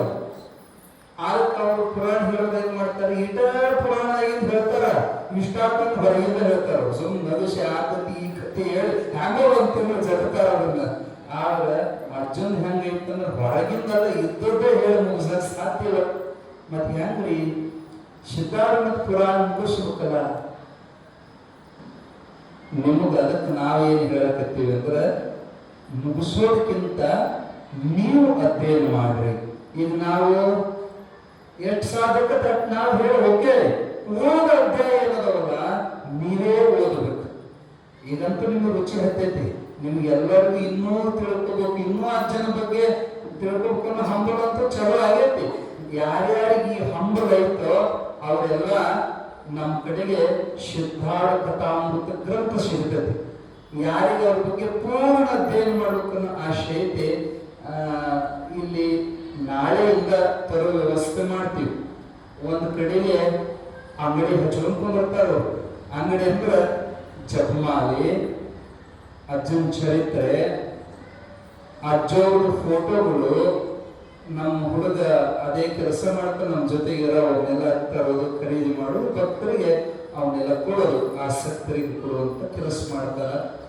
ಯಾರ್ಯಾರಿಗೆ ಅಜ್ಜನ ಚರಿತ್ರೆ ಬೇಕು ಅವಶ್ಯವಾಗಿ ಬೇಕೇ. ಯಾಕಂದ್ರೆ ಇದು ಬರೇ ಒಂದು ತಿಂಗಳ ಮಾಡೋ ಪುರಾಣ ಅಲ್ಲ, ನಮ್ಮ ಜೀವನ ಪರ್ಯಂತ ದಿನಾ ಒಂದೊಂದದ್ದೇ ಬೆಳೆದಂಗ ಓದಿದ್ರೆ ಶಿಕಾರೂರೇ ಮನೆ ವಾಸ ಮಾಡ್ತಾರೆ. ನಮ್ಮ ಬಾಬಣ್ಣ ಮೊನ್ನೆ ಹೇಳಕತ್ತಿದ್ರು, ಸಾದಾ ಒಂದು ಊರಾಗ ಕಿರಾಣಿ ಅಂಗಡಿ ಇಟ್ಕೊಂಡು ಮನುಷ್ಯ ಇವತ್ತು 100 ಕೋಟಿ ಒಡೆಯನಿ ಹೆಂಗ ಅದಪ್ಪ ಅಂತ ಬಾಬಣ್ಣನ ಸಹಜ ಕೇಳಿದಾಗ ಅವ್ರು ಹೇಳಿದ್ರು, ನನ್ನ ಮನೆಗೆ ಯಾವಾಗ ಸಿದ್ಧಾರಜ್ಜನ ಗ್ರಂಥ ಬಂದಿತ್ತು ಅವಳಿಂದ ಇಲ್ಲಿ ತನ ಎಂತ ಒತ್ತಡ ಇತ್ತಂದ್ರ ಒಂದದ್ದೇ ಓದಾರೆ ನಾವು ಹೊರ ಹೋಗೋದಿಲ್ರಿ. ಅಜ್ಜನ ಪುರಾಣದ ಮಹಿಮೆಯಿಂದ ಅಜ್ಜನ ಸೇವಾ ಮಾಡಿದ ಬಲದಿಂದ ನಾವು ಉದ್ಧಾರ ಆದೆ ಅಂತ ಅವ್ರ ಬಾಯಲ್ಲೇ ಹೇಳಿದ್ರು. ಇಂಥ ಪ್ರಸಂಗ ನಿಮಗೆ ತೋರಿಸ್ತೀವಿ. ಸದ್ಯ ಒಂದು 3-4 ದಿನದಾಗ ಒಬ್ಬ ಹೆಣ್ಮಗಳು ನಿಮಗೆ ಕರೆಸಿ ಆಕೆ ಕೈಯಾಗ ಮೈ ಕೊಟ್ಟು ಹೇಳಕ್ ಹಚ್ತೀವಿ. ಇಲ್ಲೇ ಶಿವಮೊಗ್ಗದ ಹೆಣ್ಣುಮಗಳದಾರ ಒಬ್ಬಕ್ಕೆ ಲತಮ್ಮ ಅಂತ ಹೆಸರು. ಅವ್ರ ಕೆಲಸ ಗಂಡ ಹೆಂಡ್ತಿಗೆ ಏನಪ್ಪ ಅಂದ್ರೆ ಮೊದಲಿಗೆ ನಿಮ್ಮ ಹಳ್ಳಿ ಪ್ಯಾಟ್ಯಾಗ ಬರ್ತಾರ ಇಲ್ಲ ಗೊತ್ತಿಲ್ಲ, ಹಳ್ಳಿಯಾಗ ಬರ್ತಾರ ನೋಡ್ರಿ. ಕೂಡ್ಲರಿ ಕೂಡ್ಲ ಪಿನ್ನ ಸೂಜಿ ಏನೋ ಬರೋದಿಲ್ಲ. ಅವರು ಕೂಡ್ಲ ನಿಮ್ಮ ಇಸ್ಕೊಳೋದು, ನಿಮಗೆ ಹೊಳೆ ಪಿನ್ನೋ ರಿಬ್ಬನ್ನೋ ಏನೋ ಕೊಟ್ಟ ಈ ಕೂದಲ ವ್ಯಾಪಾರ ಅದನ್ನ ಮಾಡುವಂತ ಗಂಡ ಹೆಂಡತಿ, ಸಂತಿ ಪಿಪಿ ಮಾರುವಂತ ಗಂಡ ಹೆಂಡತಿ ಇವತ್ತು 100 ಕೋಟಿ ರೂಪಾಯಿಗಳ ಒಡೆಯರದಾರ. ಅವ್ರಿಗೆ ಬಹಳ ವಯಸ್ಸಾಗಿಲ್ಲ, ಬರೇ 15 ವರ್ಷದೊಳಗ ಆ ಕಡ್ಡಿ ಒಂದು ಗುಡ್ಡಾಗೈತಿ. ತಿಳ್ಕೊಂಡು ತಿನ್ನೋ ಪರಿಸ್ಥಿತಿ ಇದ್ದು ಇವತ್ತು ಎಂತೆಂತ ಸ್ಥಾನಮಾನ ಕೊಡ್ಯಾರಂದ್ರ ಆಕಿ ಜನ್ಮದೊಳಗ ಏನು ಶಿಕಾರಿಪುರದ ಹತ್ರ ಮತ್ತಿ ಒಳಗೆ ಶ್ರೀಪಾದ ಅಂತ ಮಹಾತ್ಮರದ ಅವರು ಆಕಿಗೆ ಸಿದ್ಧಾರ ಕಥಾಮೃತ ಗ್ರಂಥ ಕೊಟ್ರಂತ. ಇದನ್ನ ದಿನ ಓದ್ಕೊಂತ ನಿಮ್ ಬಡತನ ಹಿಂಗ್ ಹೋಗ್ತೈತಿ, ನಿಮ್ಗೆ ಎಲ್ಲ ಅನುಕೂಲ ಆಗ್ತೈತಿ. ಅವತ್ತಿನಿಂದ ಇಷ್ಟು ಕೋಟ್ಯಾಧೀಶರಾದ್ರು ಇವತ್ತಿನೂ ಬಿಡೋದಿಲ್ಲ. ಇವತ್ತು ಮತ್ತೇನ್ ಬ್ಯಾರೆ ಕೆಲಸ ಮಾಡಿದ್ರು, ಇವತ್ತು ಕೂದಲಿಂದ ವ್ಯಾಪಾರ ಮಾಡ್ತಾರೆ. ಅವಾಗ ಬೀದಿ ಬೀದಿ ತಿರುಗಾಡ್ತಿದ್ರು. ಈಗ ಅಂತವರೆಲ್ಲ ಕೂದಲು ಸಂಗ್ರಹ ಮಾಡಿ ಹೊರದೇಶಕ್ಕೆ ಸಹಿತ ಆಮದು ರಫ್ತು ಹಿಂಗೆಲ್ಲ ಮಾಡುವಂತ ದೊಡ್ಡ ಉದ್ಯಮ ಬೆಳೆಸ್ಯಾರ. ಅವ್ರು ಕೇಳ್ರಿ, ಇವತ್ತು ಅವ್ರ ಮನೆಯಾಗ 101 ದೇವರು ಯಾವುದಿಲ್ಲ, ಕೇವಲ ಸಿದ್ಧಾರ್ಥನ ಜಗಲಿ ಮೇಲೆ ಇಟ್ಟಾರ. ಸಿದ್ಧಾರ್ಥ ಗ್ರಂಥ ಪ್ರತಿದಿನ ಮನೆ ಮುಂದೆಲ್ಲ ಪಾರಾಯಣ ಮಾಡ್ತಾರೆ. ಯಾಕೆ ಇವನ್ನೆಲ್ಲ ಹೇಳಕತ್ತೀವಿ ಅಂದ್ರ ಯಾವುದೋ ಕಾಲದಾಗಿನ ಕಥೆಯಲ್ಲ, ಈಗೂ ಸಿದ್ಧಾರೂಢ ಮರಿಬೇಡ. ಸಿದ್ಧಾರೂಢ ಇವ ನೋಡ, ಪಾದ ಹಿಡ್ಕೋ ಬಿಡಬೇಡ. ಅವ್ರ ಪಾದ ಬಿಡಬಾರ್ದಂದ್ರೆ ಮತ್ತೆ ಸಿಗ್ತಾವ ನಮಗೆ ಪಾದ. ಅವ್ರಿಗೆ ನಮಗೆ ಸಿಗೋದೇ ಗ್ರಂಥದ ರೂಪದಿಂದ. ಸಿದ್ಧಾರ್ಥನ ಗಟ್ಟಿ ಹಿಡಿಯೋಕ್ಕಾಗಿತ್ತಂದ್ರೆ ನೀವು ದಿನಾ ಒಂದೊಂದು ಅಧ್ಯಾಯ ಪಾರಾಯಣ ಮಾಡ್ರಿ, ಅವ್ರು ನಿಮ್ ಕೈ ಹಿಡದಂಗಿದೆ. ನೀವು ಅವ್ರ ಕೈ ಹಿಡಿಯೋದು ದೊಡ್ಡದಲ್ಲ, ಅವ್ರು ನಿಮ್ ಕೈ ಹಿಡಿಬೇಕು. ಒಮ್ಮೆ ಜಮಖಂಡಿಯ ಅಪ್ಪ ಸಾಹೇಬ್ ಪಟವರ್ಧನ್ ಮಹಾರಾಜ್, ಜಮಖಂಡಿಯ ಮಹಾರಾಜ ಸಿದ್ಧಾರ್ಥಪ್ಪರ ಕೈ ಹಿಡ್ಕೊಂಡ ಜಾತ್ರೆ ಸಮಯದ ಅಪ್ಪವ್ರ ಕೈ ಅಂತ ವಯಸ್ಸಾಗಿದ್ವಲ್ಲ, ಅಚ್ಚಕ್ಕೊಬ್ಬರು ಇಚ್ಚಕ್ಕೊಬ್ಬರು ಅಪ್ಪನ ಕೈ ಹಿಡ್ಕೊಂಡ ಕರ್ಕೊಂಡು ಜೋಡ್ ಹೋಗ್ತದ. ವಯಸ್ಸಾಗಿದ್ದ ಹಿಡ್ಕೊಂಡು ಹೊಂಟಿದ್ರು ಉತ್ಸವದಾಗ. ಅಜ್ಜರು ಕೈ ಹಿಡಿದ ಭಾರಿ ಆನಂದ ಆಗಿತ್ತು. ಇಷ್ಟು ಲಕ್ಷ ಮಂದಿಯಾಗ ನನಗೆ ಅವಕಾಶ ಸಿಕ್ಕಪ್ಪ ಸಿದ್ಧಾರ್ಥ ಕೈ ಹಿಡಿಯೋದು. ಅಜ್ಜ ಎಂದೂ ನನ್ನ ಕೈ ಬಿಡಬೇಡಪ್ಪ ಅಂತ ಸಿದ್ಧಾರೂಢರಿಗಂತ ಜಮಖಂಡಿ ಮಹಾರಾಜ. ಅವಾಗ ಸಿದ್ಧಾರೂಢರು ನಕ್ಕರು, ಏ ರಾಜ, ನೀನು ನನ್ನ ಕೈ ಹಿಡಿದಿಯೋ ಏನು ನಾನು ನಿನ್ನ ಕೈ ಹಿಡ್ಕೊಂಡಿನ? ಇಲ್ಲ ಅಜ್ಜ, ನಾನೇ ನಿನ್ನ ಕೈ ಹಿಡ್ಕೊಂಡಿನಿ. ಮತ್ತೆ ಎಲ್ಲಿ ತನ ನೀನು ನನ್ನ ಕೈ ಹಿಡಿತಿ ಅಲ್ಲಿ ತನ ನಾನು ನಿನ್ನ ಕೈ ಬಿಡೋ ಪ್ರಶ್ನೆನೇ ಇಲ್ಲ. ನೀ ಕೈ ಬಿಟ್ಟರೆ ನಾ ಏನ್ ಮಾಡಲಿ ಅಂತ ಸಿದ್ಧಾರೂಢರು ಎಷ್ಟು ಮರ್ಮೈತು ನೋಡ್ರಿ ಮಾತಿನೊಳಗ. ನಾವು ಎಂದೂ ಕೈ ಬಿಡಬಾರದು. ಏನೋ ಒಂದ್ ತಿಂಗಳು ಮಸ್ತ್ ಕೇಳಿದ್ವಿ, ಭಾರಿ ಹೇಳಿದ್ರು ಸ್ವಾಮಿಗಳು ಅಂದು ಹುಗ್ಗಿ ಉಂಡ ಮತ್ತೊಂದು ತಿಂಗಳು ಮುಗಿದ ಮ್ಯಾಲ ನೀವ್ಯಾರು ನಾವ್ಯಾರು ಇದಲ್ಲ. ಸಾಯುವ ತನ ಆ ಕೈಗಳನ್ನು ಬಿಡಬಾರದು, ಹಿಡಿದ ಕೈ ಎಂದೂ ಬಿಡಬಾರದು. ಕೊನೆಗೆ ಕೈಲಾಸ ಮಂಟಪ ಬಂತು, ಮ್ಯಾಲ ಸಿಂಹಾಸನ ಮೇಲೆ ಹತ್ತಿ ಹೊಡೆಯಕ್ಕ ಸಾಲದಲ್ಲ, ಶಕ್ತಿ ಸಾಲದು. ಇವ ಕೈ ಹಿಡಿದು ಹಿಂಗೆ ಅಬ್ಸಾಕ 10 ಸಾಕು ಮೆಟ್ಟಗಟ್ಟಿ ಕೈ ಹಿಡಿದು ಹಿಂಗೆ ಎತ್ತಿಸುವಾಗ, ಏ ನನ್ನ ಕೈ ಹಂಗೆ ಬಿಗಿ ಹಿಡಿಬೇಡ, ಸರಿ ನನ್ನ ಕೈ ಬಿಡು, ನಾನೇ ನಿನ್ನ ಕೈ ಹಿಡ್ಕೊಂತೀನಿ ಅಂತ ಅಜ್ಜವರು ಆ ರಾಜನ ಕೈ ಹಿಡಿದ್ರಂತ. ಅವ್ನು ನಕ್ಕ, ಅಲ್ಲಜ ನಾನ್ ನಿನ್ನ ಕೈ ಹಿಡಿದ್ರೇನು, ನೀವು ನನ್ನ ಕೈ ಹಿಡಿದ್ರೇನು?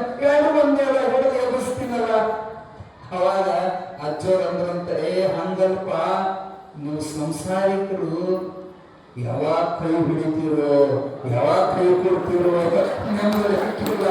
ಆದರೆ ನಾನು ಒಮ್ಮೆ ಕೈ ಹಿಡಿದಲ್ಲ ನಿಮ್ಮನ್ನು ಮುಕ್ತ ಮಾಡೋದನ್ನು ನಿಮ್ಮ ಕೈ ಬರೋದಿಲ್ಲ ಅಂತ ಸಿದ್ಧಾರೂಢ ಒಂದು ಮಾತುಗಳು. ಅವನ ಕೈ ಹಿಡಿಯೋತನ ನಾವು ಅವನ ಕೈ ಹಿಡಿಬೇಕು. ಅರ್ಥ ಆಯ್ತಲ್ಲ? ಅವನ ಕೈ ಬಿಡಲಾರದ ಹಿಡಿಯುವ ಸೂತ್ರ ಸಿದ್ಧಾರ್ಥ ಗ್ರಂಥ ಪಾರಾಯಣ. ನಿತ್ಯ ಒಂದೊಂದು ಅಧ್ಯಾಯ ಚರಿತ್ರೆ ಪಾರಾಯಣ ಮಾಡಿ ಪ್ರಾರಂಭ ಮಾಡ್ರಿ. ನಿಮ್ಮ ಜೀವನದ ದಿಶೆನೇ ಬದಲಾಗ್ತತಿ. ನಿಮ್ಮ ಜೀವನದೊಳಗ ಅನಂತ ಲೀಲೆಗಳು ಪವಾಡಗಳ ಅನುಭವ ಬರ್ಲಿಕ್ಕೆ ಚಲೋ ಆಗ್ತದೆ ಅಂತ ಮಾತನ್ನು ಹೇಳ್ತಾ ಸಮಯ ಬಹಳ ಆಗೈತಿ. ಇನ್ನು ಮುಂದೆ ಮಹಾಮಂಗಳಾರತಿ ಸಜ್ಜು ಮಾಡೋಣ. ಜೈ ಮಂಗಲಂ ಜೈ ನಮಃ ಪಾರ್ವತಿ